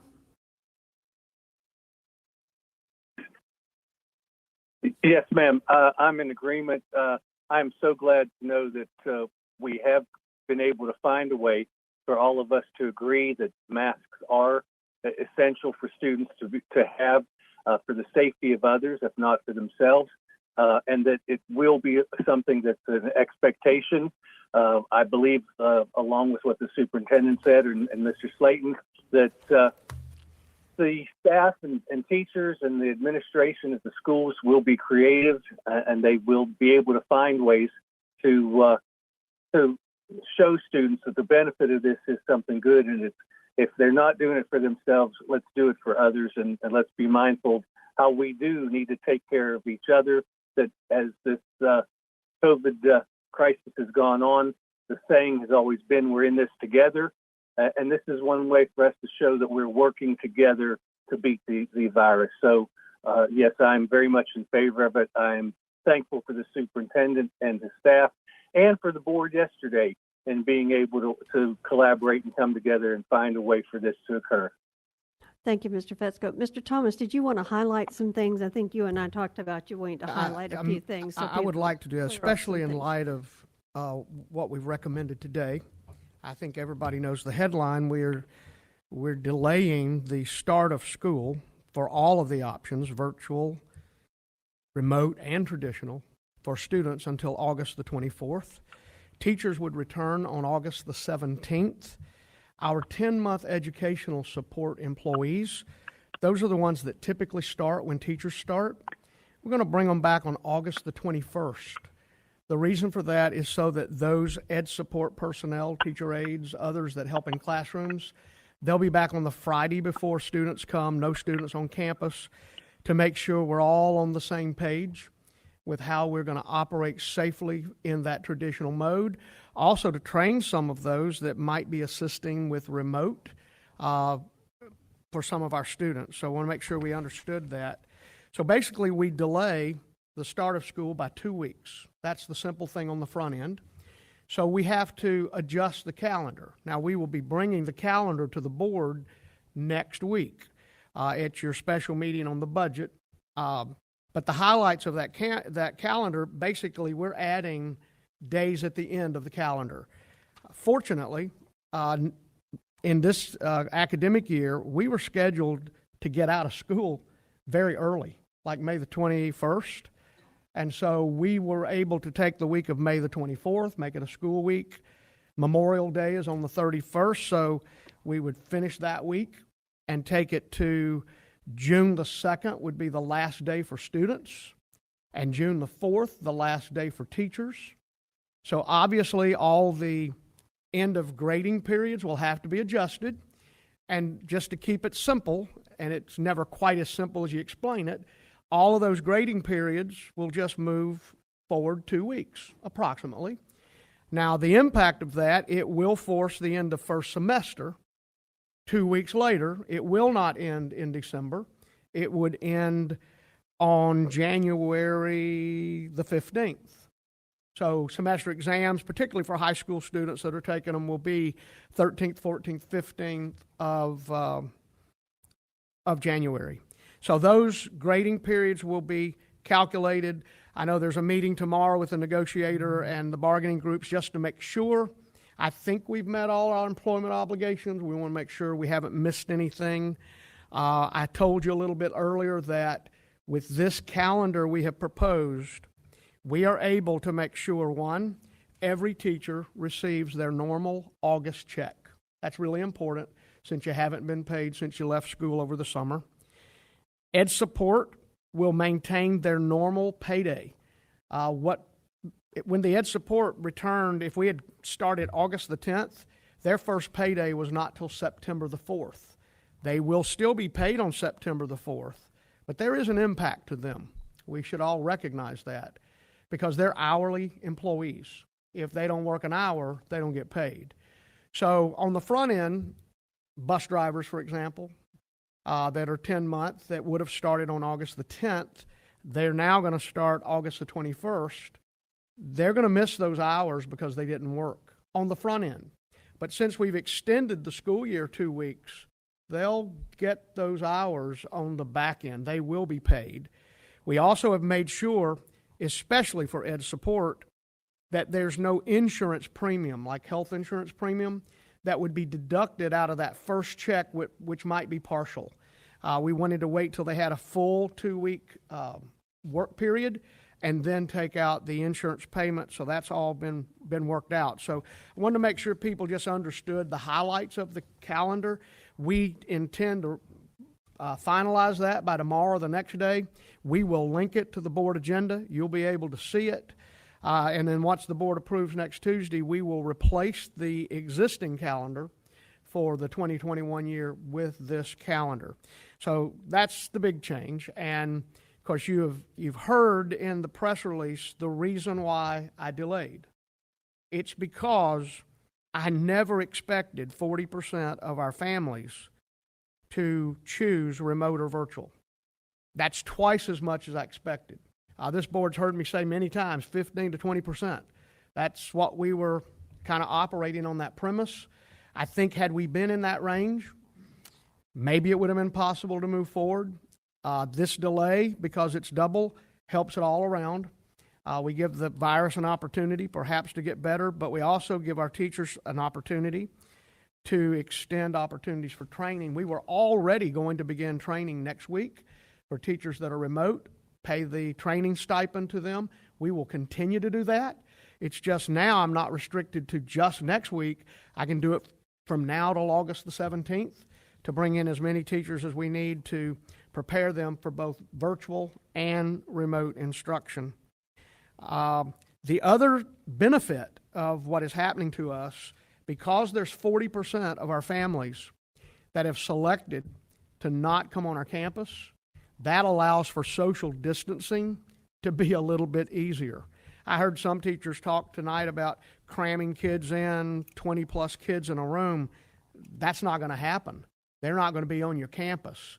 We're not adjusting staffing for the schools. I told the board that yesterday. That's been our commitment to principals. The number of teachers they had before all this started that we were planning, that is their number of teachers. They will have that staff. They will have to adjust what those people do and how they're used. Some teachers will be asked to teach remote.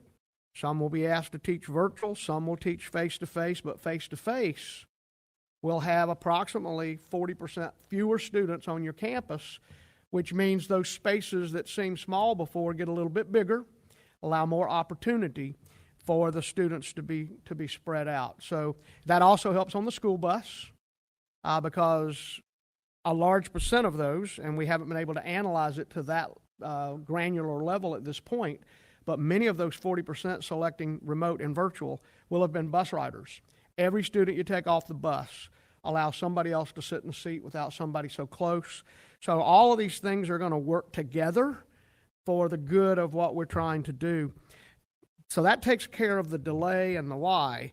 But there were a couple of other changes that we made based on our conversation. So I think it's probably fair if I could ask Mr. Marcanio to just walk you through. It's linked, the amended one, and I hope Elizabeth has pulled up the amended document, not the original, because the amended one will also have this list of changes. And so, Mr. Marcanio, if you'll just go through the changes, you don't necessarily have to read them all, although that face covering statement, I used it in my press release today, so if you've seen that, you have read it. That language is being inserted in this reopening document that we would submit to DOE. So Mr. Marcanio. Yes, sir. Thank you, sir. The first change is on page 2, and that is where I added a statement regarding the fact that the school district will delay the start of school. That is the very beginning of the document, and that the board will amend the school calendar on July 28th, and that students will return to school on August 24th. So I didn't go into any more detail about the calendar, but I've noticed in this plan that we are amending the start date. On page 3 is the face covering statement. So I will go ahead and read that. And here's what it says. Face coverings will be worn in district facilities as directed by staff and instructional leaders.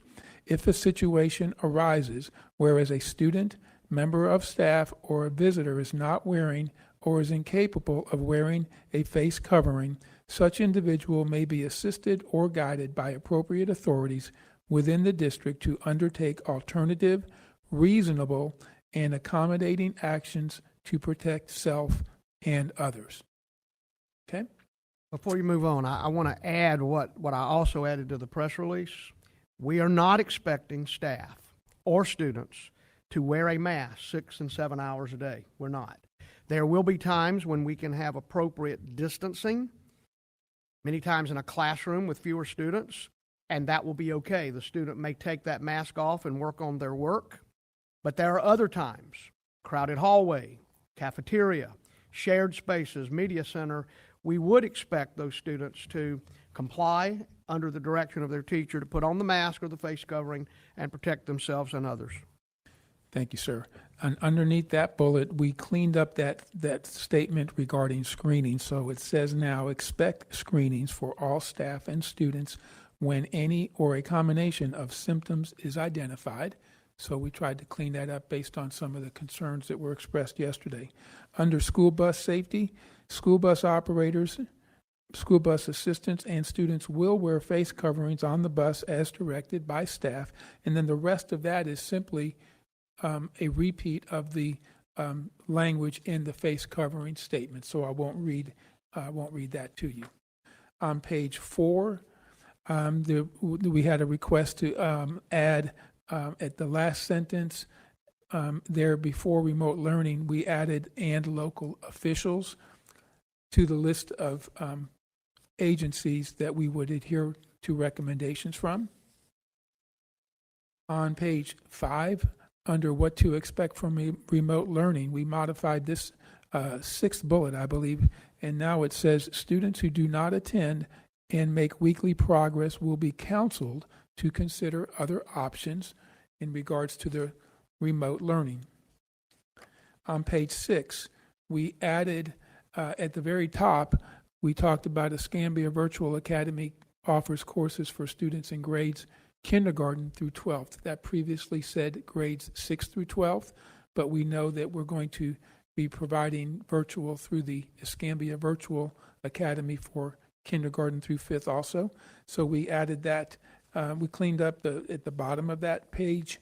Students in K-5 have virtual options through Florida Virtual School or K-12 Education Company. And then the last changes to the document are way back at the end of it, and that's where on page 15, page 16, we had a number, no, I skipped over it, I apologize.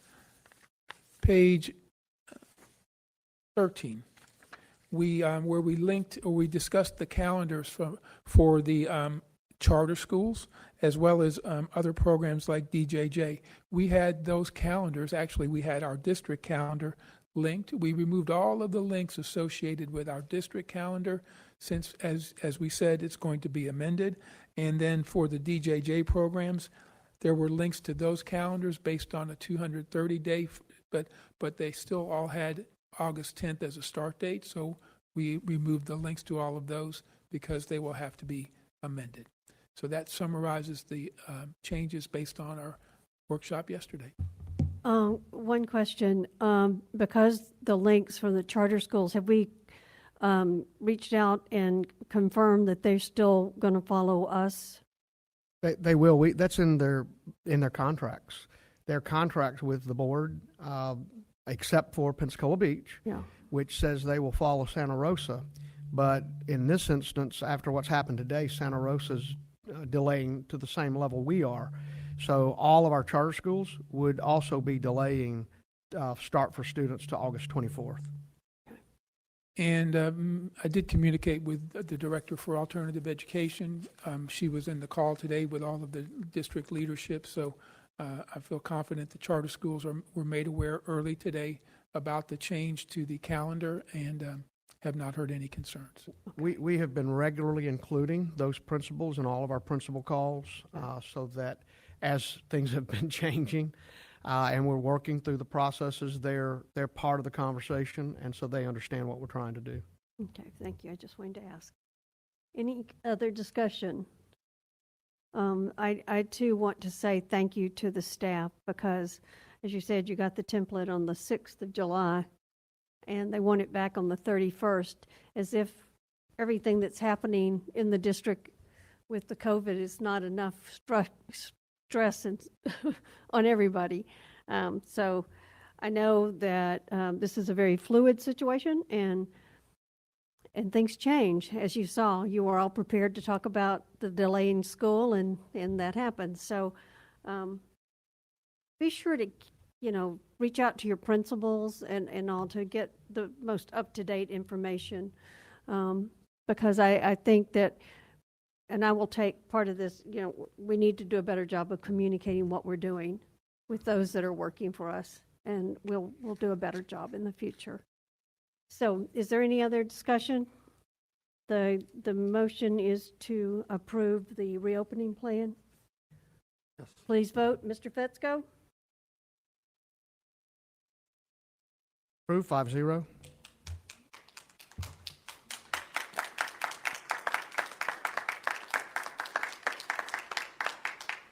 Our next item is under finance. It is 7, the permission to advertise the proposed 2020-2021 tentative millage and tentative budget. Do I have a motion? Move that we accept the recommendation. Move to accept the recommendation from the superintendent. Right. Is there a second? I'll second for discussion. Thank you, Mr. Adams. And so, would you like to discuss, Mr. Yes, Adams? I would like to discuss this. And I want to apologize to staff and superintendent. We've all been busy. I had a tragic thing happen Yes, you did. in my family Saturday night, so maybe I missed something in this whole thing, and I got caught by surprise yesterday on a tax increase, okay? So when I looked at, in one of the reasons I had a problem yesterday, I think y'all saw me kind of working through this. The half-cent sales taxes are going great. We got more money than we did last year. We got extra funding because we hadn't had schools opening. We got the CARE funding, the federal funding to pay for all the stuff we're having to use for these stuff in the classrooms to keep them clean and keep them safe and everything. And then, when I sit here and look at this, it's a required the rollback rate is a neutral revenue. I mean, it's just a zero revenue, roll back to zero. And then, and I'm not going to go through all the numbers, but the numbers I got today from the tax office this year, just for taxable new construction, okay?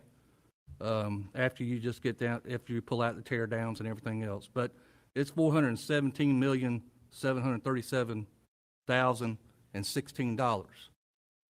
So I have a problem with this, and I think right now, to do a tax increase with what's going on in Escambia County with businesses people's lost their businesses, people's lost their jobs, people losing their houses. I think it might be a good idea to build that surplus in that one fund. It's okay, but I just think the timing is wrong for this year. We don't know if in 2 months if we're going to be shutting down schools again, so I don't know. So for that reasons is why I'm going to vote no on this. Thank you, Mr. Adams. If I could speak to my recommendation. Yes, you may. I've been here 12 years. You've never gotten me to agree to do what I'm recommending here. The reason I'm recommending this is the rollback rate isn't always neutral. We've had years in the past, I don't know the year, Mr. St. Cyr could probably do the history, where we have held to the rollback rate and we didn't gain money. We've also had years we've done rollback rate and we gained money. Last year was one of those. We gained, I don't know, over $1 million, I know, last year by leaving it alone.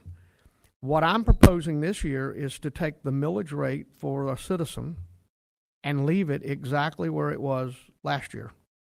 Now, by doing that, that is more than the rollback rate, so that gets complicated for the citizens. But what I look at when I get my trim notice, first thing I look at is what's that millage rate, because that affects me at my house. How much is my property going to go up? If you raise, like there was some discussion yesterday about, do you max it out? If you max it out, you absolutely are raising taxes on those people. The other is it's a calculation that's used. We've always tried to stay very conservative and stay within that calculation. But I don't believe we can afford to lose $1 million in this environment on the capital. Could you sustain it? You could. But my recommendation is that you would go with the millage rate from last year, keep it stable. It will mean you're above the rollback rate. It will mean the ad will say tax increase. And in 12 years, I've never agreed to do that. But in this environment, I just think this is the moment where we have to make sure we're going to have sufficient funds to do what we have to do to move forward. And I say that as a fellow who's only going to be here, I looked earlier today, 118 days. Start to count down. Who's counting, right? But, I won't be here to see the end of this. But as long as I'm here, I'm always looking ahead to try to put the district and our employees, our students, in the best possible position. So that's why I'm making the recommendation. Now, I don't know if you want Mr. St. Cyr to talk about how rollback rate is sometimes a negative number. It's not always positive, because that does happen sometimes. Mr. St. Cyr, do you want to give us an economics lesson? Oh, Lord. Turn it on, please. Still not Still on. not on. Do you have a green light? How about that? That's That's good. good. Okay. Now, the rollback rate is, really affects the millage, because we adjust the millage. The required local effort and the discretionary operating are set by the state. You just adopt those. You don't have any, if we didn't levy the discretionary, we wouldn't get the full FEFP, the 0.748. So it all falls on the capital. And as Mr. Thomas said, I guess most of the years we've got all this documented. We've probably at least 75–80% of the time moved the capital down so that we would meet the rollback rate. There's been years that we've levied the full 1.5. And Mr. Thomas and I were talking a little bit today. I didn't look back at all the years, but 2018 moving into 2019. 2018 we levied 1.5. 2019 we hit the rollback rate and we lost capital revenue, about $500,000 of capital. So there's times like, and Mr. Adams, I talked to him a little bit yesterday about that. There are years where it just depends on the size of the tax roll increase against what we're levying in terms of the required local effort, discretionary, and then trying to meet that rollback rate with the capital. Sometimes we hit it and sometimes we don't. We've been fortunate to meet rollback rate and still maintain a good level of millage, capital outlay millage. This year is not going to happen. The calculations are correct. I'll give you this. for most of my career, we've hand calculated this DR 420 that, well, we don't give you that, but we gave it to you yesterday. That is, we built our own spreadsheets and all that. Now it's all done online. Department of Revenue has an online DR 420. All we do is plug in require local effort, discretionary, and then when we plug in what we anticipate for capital, that's where that last row will give us whether or not we have a tax increase or not, because it will determine the percent increase over rollback rate. We always try to hit 0 or negative or less. Anything over 0, we advertise a tax increase. This year we hit 0, and at 1.207 mils for capital outlay, we lost 1.3, I believe, $1 million over prior year. So when we brought it back up to the 1.351 mils, as it was in 2020, there was a revenue increase about like we normally would get. So that's where it's at. I don't know if you have any more questions about that, but it just is what it is this year. Mr. Fetzko, do you have any comments? I'll go to Mr. Adams, and if you can come back. Mr. Adams. And Terry, I appreciate that. My problems when I see that new construction, which is outside the rollback, you know, that's why normally if we do the rollback, we actually get more tax dollars, you know, because of the new construction. But anyway, besides that, that's why I asked yesterday what our fund balance was. I looked at all these other pots of money, and I know right now people are suffering in Escambia County. So I hear you. I hear you about you want that surplus in there, but I can't do it, okay? Well, as the CFO, I am not advocating. Yeah. It's your decision. Giving us the numbers. I'm just letting you know the facts. Yeah. Mr. Fetzko? Yes, ma'am. Thank you. I want to ask or statement actually that gives some clarification. The money that we're talking about because of with this millage rate is for capital use only. Is that correct? That is correct. Okay. And so the one person in particular who contacted me, a small business owner who is very supportive of the public schools, volunteers a lot in her children's school, made the comment to me that, you know, the schools sometimes need materials and supplies and classroom things. These dollars are not intended or cannot be used for that purpose. So going to the 1.5 is not going to really have the impact on classroom supplies and materials that a lot of public people may think.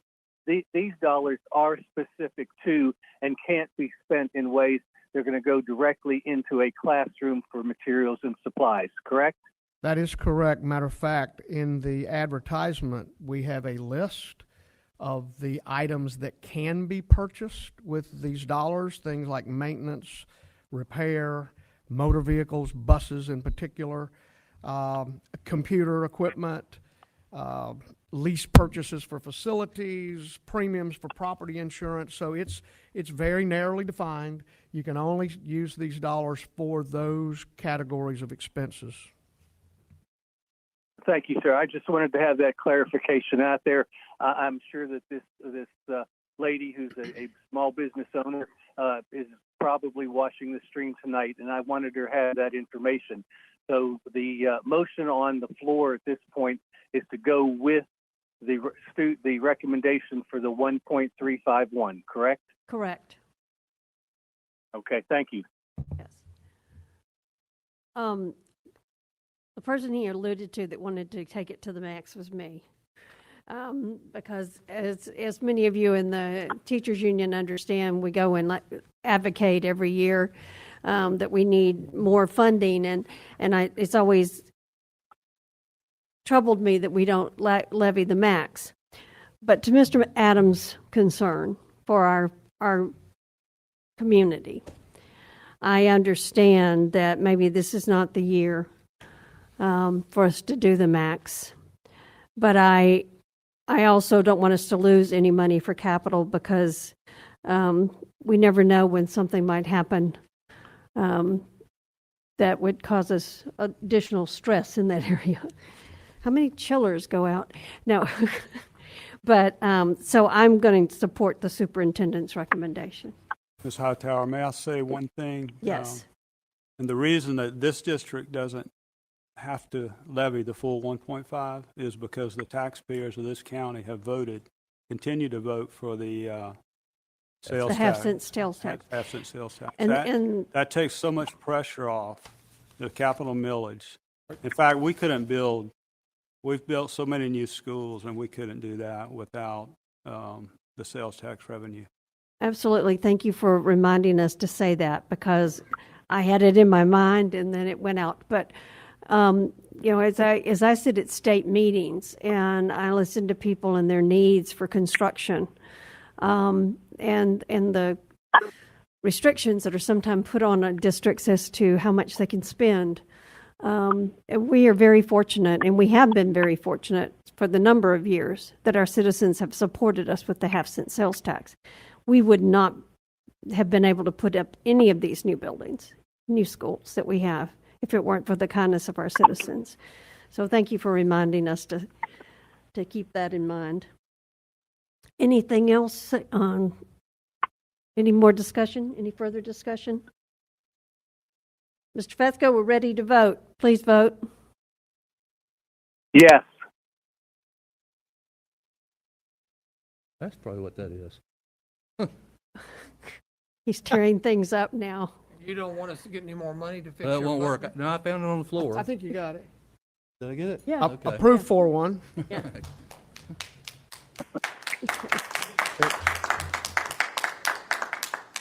Okay, take care. We don't really want him to be able to vote, so. That's right. I picked it up. I didn't know what it All right, was. so that completes our consent agenda, so we move on. I think that was all of them, right? That was the last one? Yes, ma'am. All right, just making sure, keep me straight. So we move to the items from the board. This is going to get exciting. If any of y'all see a pizza delivery guy, send him right on in, please, ma'am.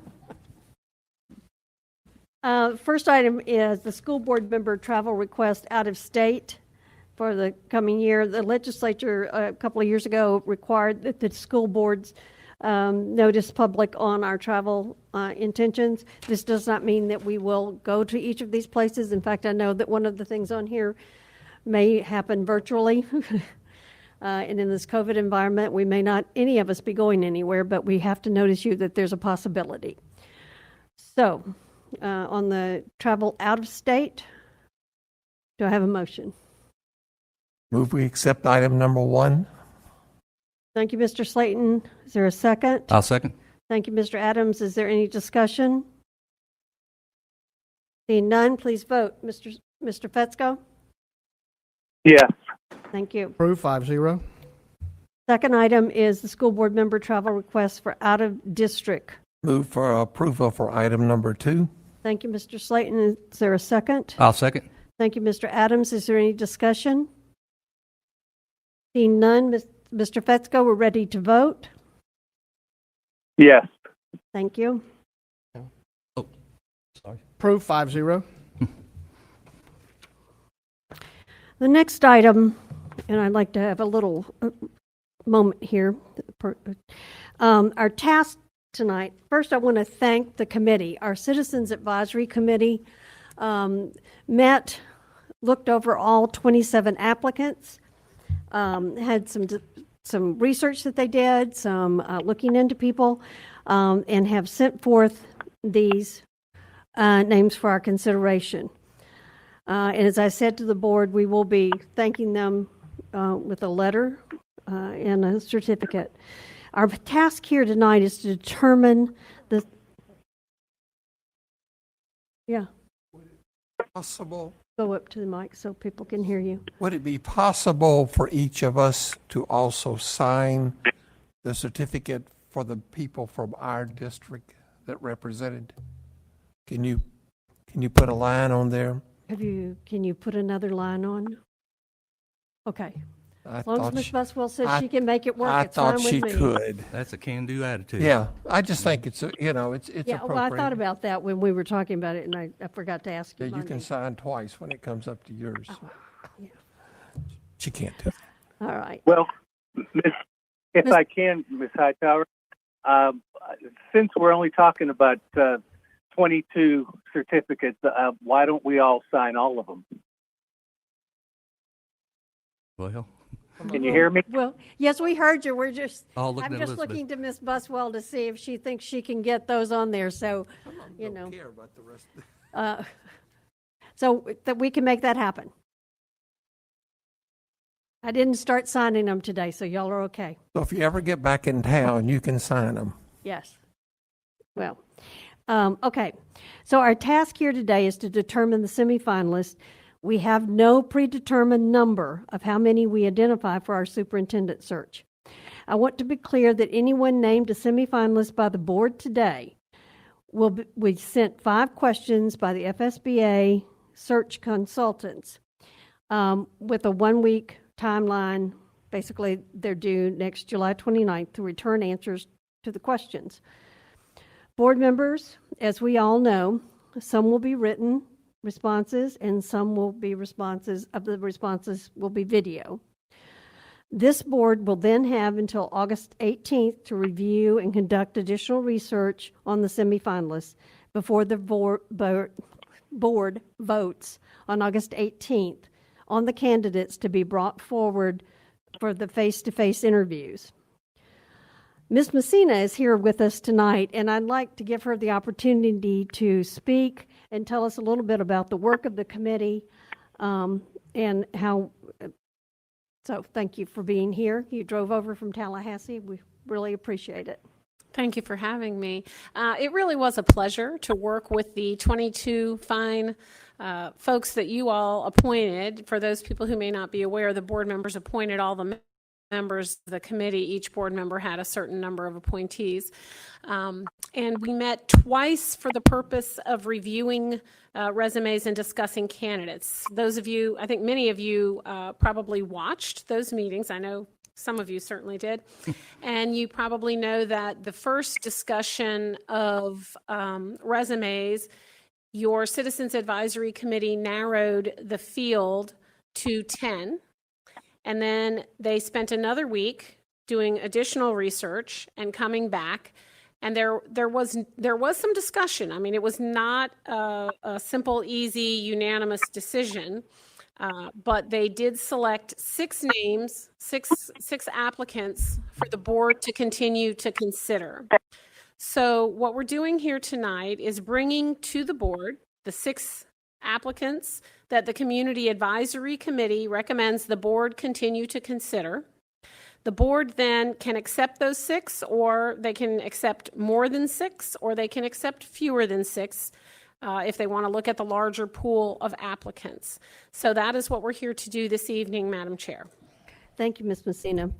Based on our conversation at the workshop yesterday, board members may wish to suggest additional names for consideration. To keep this process easy to follow, I suggest that we begin with the motion to accept the committee's recommendation of 6 names. When I have a motion and a second for that motion, we will then consider amendments to add or remove names from the 6 names recommended by the Citizens Advisory Committee.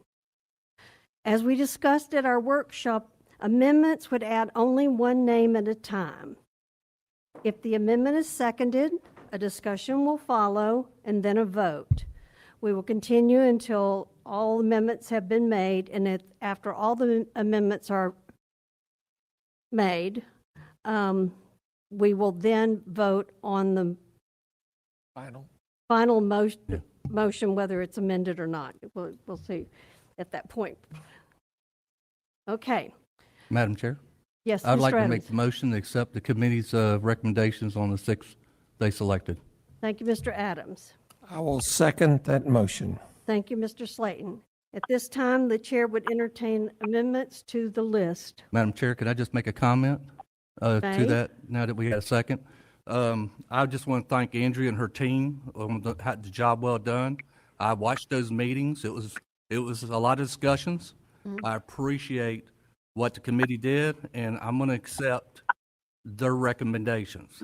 I'm not adding or dropping. So I'm going to respect their decision, and I think they did a good job. Thank you, Mr. Adams. So those 6 are in. There you Now go. you're Well- going to go through the amendment? No, those 6 are not in until we vote on that motion. Because as we were told, you could take away or you could add. So at this point, I'm giving the board members the opportunity to add additional names or to take away names. Madam Chair, point of order. Yes. Wouldn't it be easier just to go ahead and do the vote to see if somebody wants to remove somebody from the 6, or see if there's 3 that approve the 6? I am asking for, the way you have to do it is you have to amend the list. That's right. Okay, all right. Okay? Madam Chair, Yes, Mr. Fetzko, can I make a statement? you may. I am not amending. I have had 3 messages or telephone calls sent to me from people who were on the committee, none of which were anyone that I appointed. And the individuals strongly opposed us not accepting who they brought forward and or amending or changing. They expressed to me that they felt that their work on this committee would be undermined, that it was a waste of their time, that they had taken the due diligence and worked accordingly as hard as anybody could, and they felt very strongly that for us to do anything different was more or less insulting to them and the work that they've done. I'm just sharing that. I am not saying anything else about it, but I did promise that I would make that known to the rest of the board. Thank you. Thank you, Mr. Fetzko. Do I have any amendments? Get your mic over closer, please. And I will say that I think Ms. Buswell has the list of the 27, and each of us has a sheet in front of us because we will use numbers rather than names. Yes, Dr. Edler. Yes. Madam Chair, the numbers that I'm going to call out, I respectfully ask that they be included in the list and advance to the next stage of this process. Number 5. Are you going to do them one at a time? Is that what you want to do, is one at a time? If we happen to agree with one and not another, then that might sway our vote. We need to do it one at a time. The reason that was, as Mr. Slayton stated, I noticed that sometimes if you put them in a group, people will vote against the entire group. If you vote one at a time, you might get one through, although I think I've heard there may be 3 somewhere already.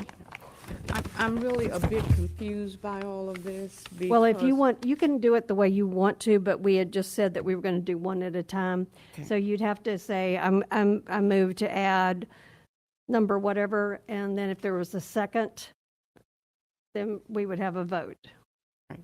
Well, let me just finish my statement. When I look back at Be sure to talk into the mic so people when I can hear look you. back at we've gone over so much stuff in all of this process, but one of the things that we put out was the scope of work, and in that last paragraph there is a notation, and it's notation in in all caps. And what that has been told to me is that if something is in cap, then that person is yelling at you.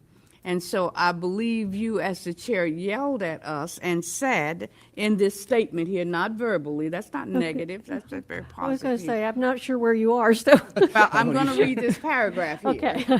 But I'm just emphasizing Okay. high points here. Okay, And so it is a notation in capital letters, which is yelling. okay.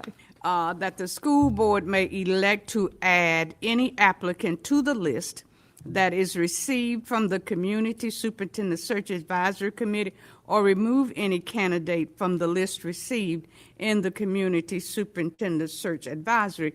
There is nothing in here that alludes to the board voting on whoever we add, remove, or delete. And so I don't have a problem sharing my list. I shared it yesterday. Right. But I'm not sure where there's vote for everyone when there's no indication here that we have to vote for anything. It said bring your list or bring whoever you want in.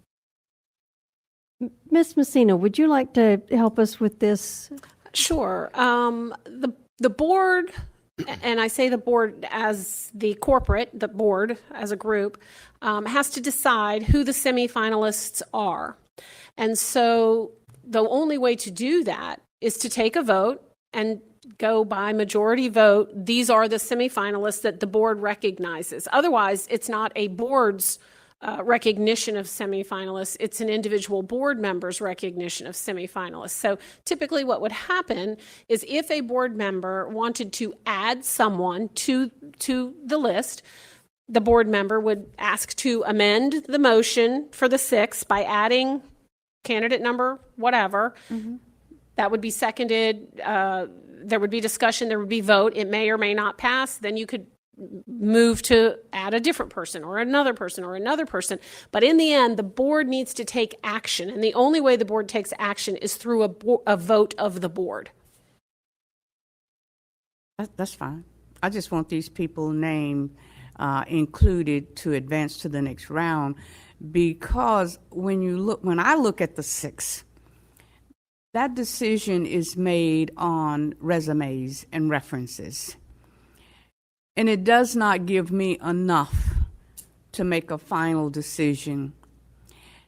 And when you have a pool of people and the percentage that you select to advance to the next stage is so small that there are things that could happen, and then you're down to nobody and you got to start all over again.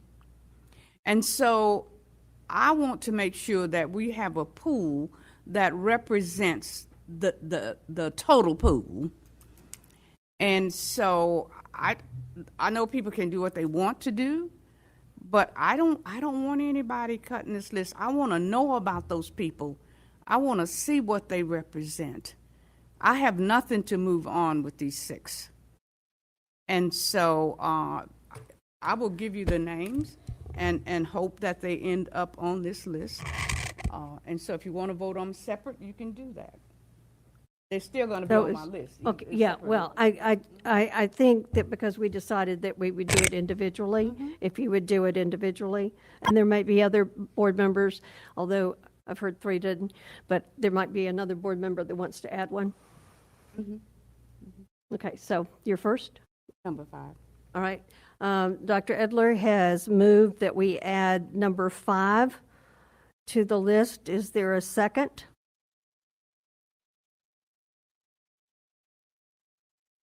That one fails. Your next one? Number 9. Number 9. Is there a second? I would second that one. Number 10. Wait, we need to see, do you want to speak to adding this person, the reasons you want to add?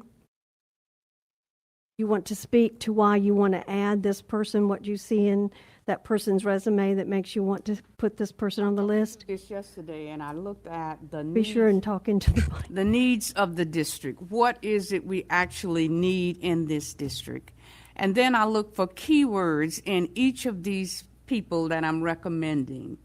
They had something to offer along those lines: diversity and inclusion, discipline, dropout prevention, turnaround schools.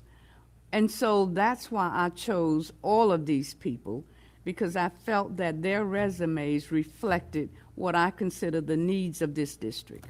Okay. Okay, anyone else? All right. This is number 9. Yes. Okay. we need to vote. Vote. We need to vote. How do we vote? We vote by yes or no. as Madam Chair, I'll the- have to do the a verbal. amendment- I'll the have to am- do a verbal. The amendment is to add number 9 to the list. All right. Mr. Fetzko, ready to vote? Yes, I'm ready to vote. My vote is no. Okay. My vote is no. I'm broken over here on this Forget switch. it. Oh, you're, I'm oh, not okay. gonna, this is not gonna move anywhere with these people saying, no seconds, no votes. What are you all afraid of? Finding someone who can come in here and make a difference in this community? You're acting like my choices are not worth it. I'm not talking. Yes, you to are. Look into the I don't mic. even, who are your choices? 6, 13, 17, If 18, if we 19, could, 23. Yeah. if we could continue decorum, please. Yeah. I know, Dr. Edler, that I didn't get all the people that were on my list into the 6. And there was one candidate that I was going to put forth tonight because I really and truly wanted to hear more from this person. But as I thought about it, I heard at the board meeting that probably there were people that were going to go with just the 6. So I will put this person's name out and just see where we are. I would like to amend the list by adding number 20. Did We're in we the middle of a finish vote. that one? Yeah. I thought we voted. I haven't gotten a count. I don't have your vote or Dr. Edler's. Okay. Sorry. And I'm a no. Yeah. Okay. so I've Paul got was a no. motion fails 3-2. Thank you. I thought we had finished that. Thank you. Okay, so I would, we'll go back to you in a minute. I would like to add to the list number 26. Yeah. No, because it's my turn. Oh, she was done? No. Oh, She has a name, would you please don't do Okay. that to me? You do that all Oh, the time, she. ma'am, She, I'm talking to the Dr. chair. Edler. Point of order. I'm talking to you. Point of Okay. order. Edler. I'm not I'm you. talking to the chair. I'm not talking to her. Okay? I just asked Please, questions, chair. please straighten him out that I'm not she, I'm Dr. Edler. This is Dr. Edler. Yeah. Okay.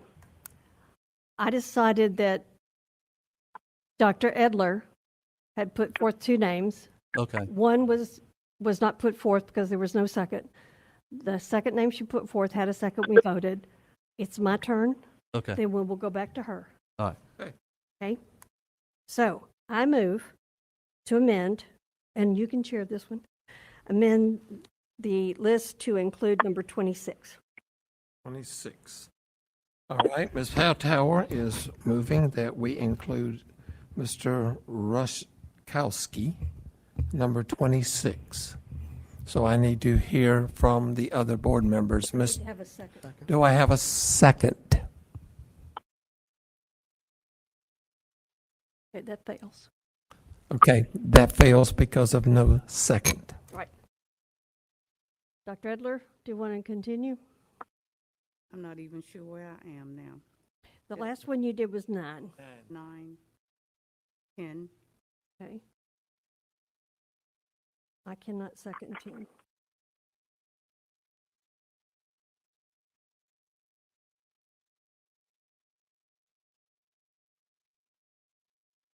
Next one. What, for me?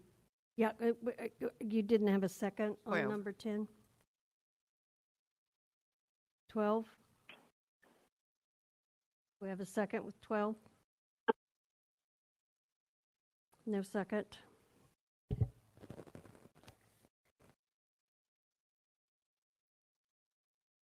Next one's 20. Next. I think her next one is 20. 20? No. Mr. Is that where you are? For Number me? 20? Yeah, I don't have any more. That was the only one I wanted. I think, that was 12. 20, you're right. Yeah. And unfortunately, I cannot second that one either.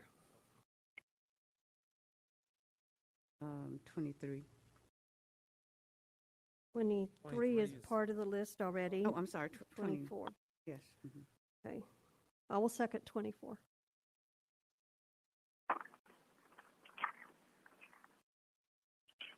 Well, I can do this one. Any discussion on 24?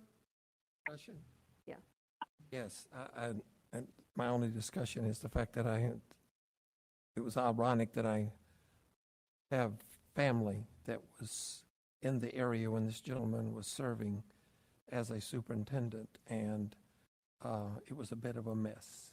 And he was not hired from the interim position onto the superintendent's position, and they found another interim.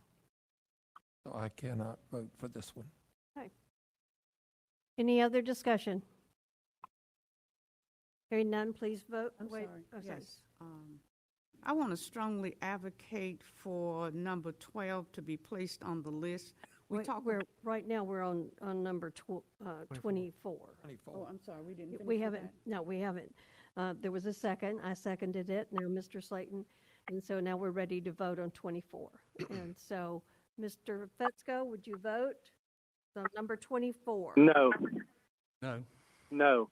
Okay. I did my Motion bit. fails, 3-2.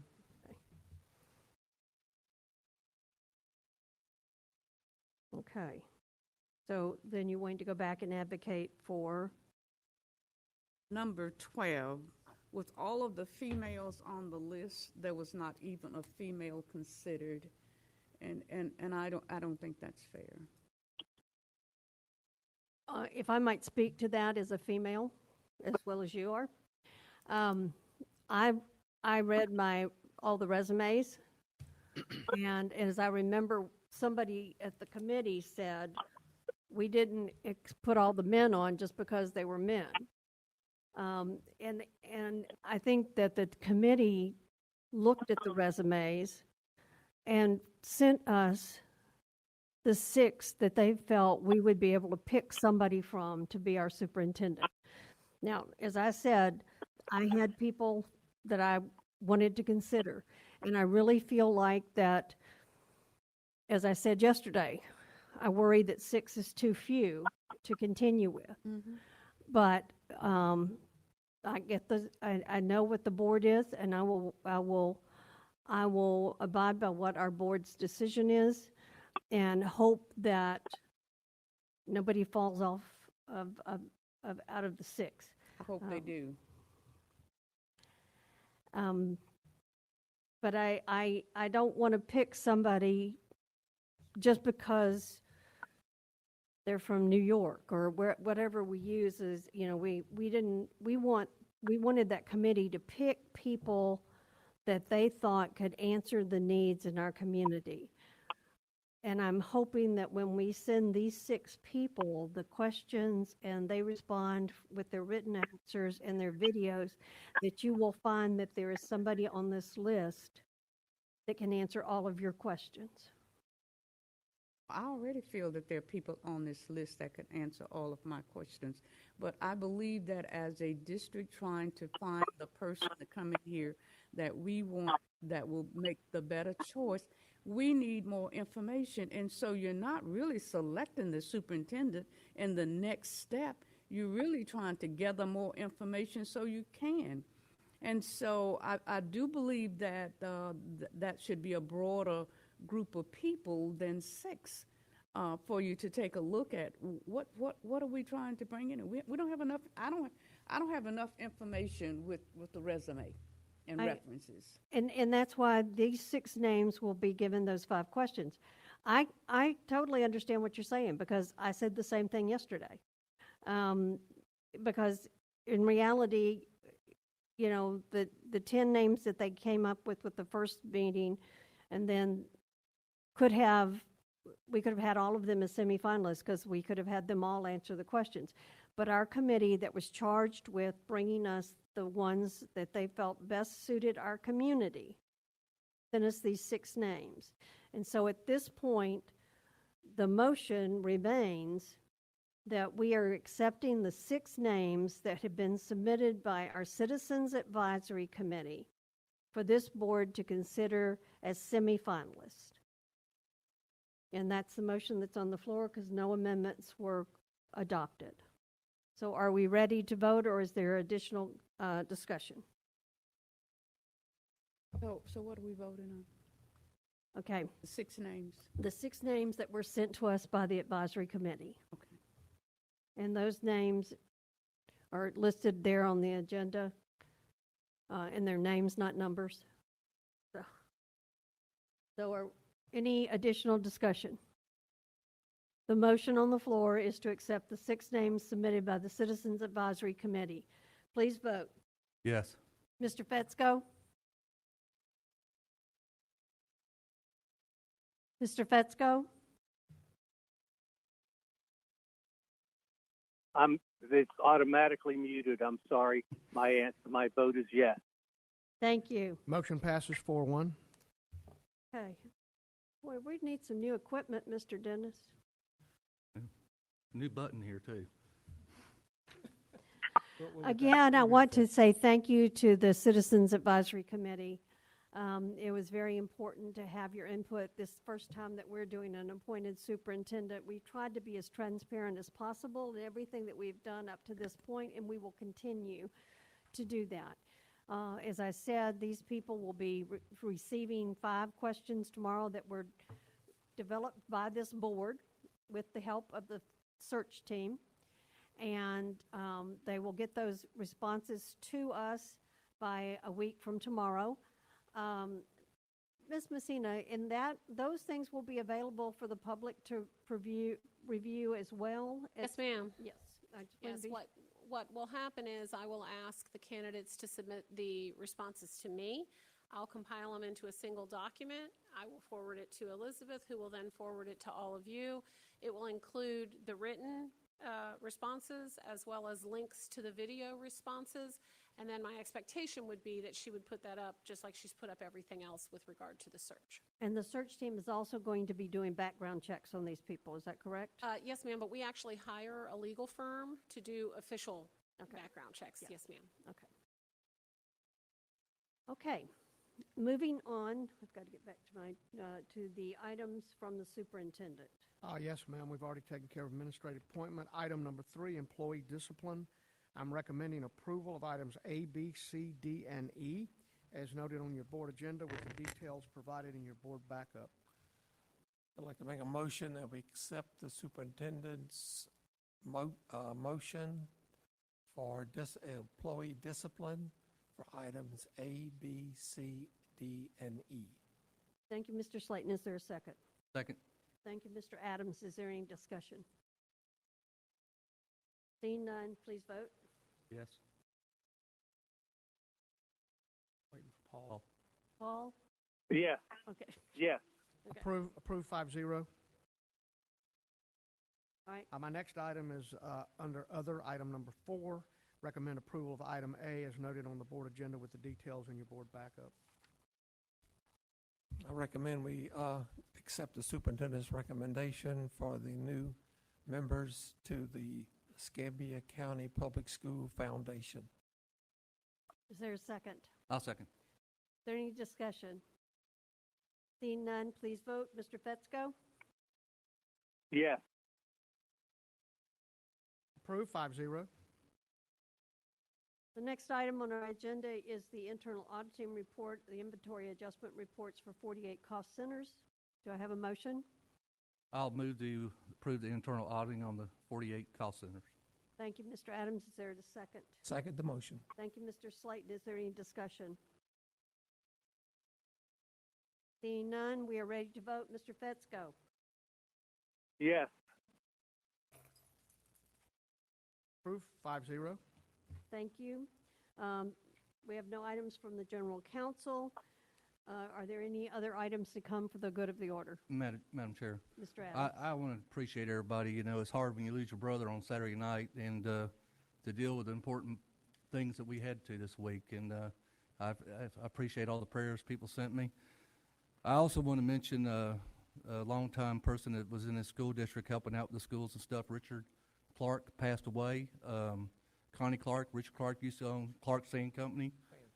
He brought poles for over there at West Florida High School, those cement poles on the practice field, and and they were very active, and their son attended, and Connie was my treasurer for about 7 years at West Florida High School. So, but anyway, it was non-COVID. He went to hospital, same thing. They couldn't get in to see him, and he passed away up there. So our prayers go out to that family. Well, Mr. Slayton wanted me to be sure and thank you, Mr. Hammond, for being here tonight. We luckily didn't need to make you work, but but you were here in case we needed you. I do want to say one more time, thank you to the staff for all the hard work you're doing in getting us ready to educate our students in this COVID environment. If there's nothing else? But the only thing, I got a text a minute ago that now it seems that Okaloosa County is not opening until the 31st. That's correct. I knew that earlier today. Yeah. Not as much impact to us. We don't share Right. students. Probably a bigger impact for Santa Rosa, but I think the 24th, for us, as I said earlier, I don't want to get into that teacher pay loss situation. No, I think it's a great decision. So if there's nothing else, we are adjourned.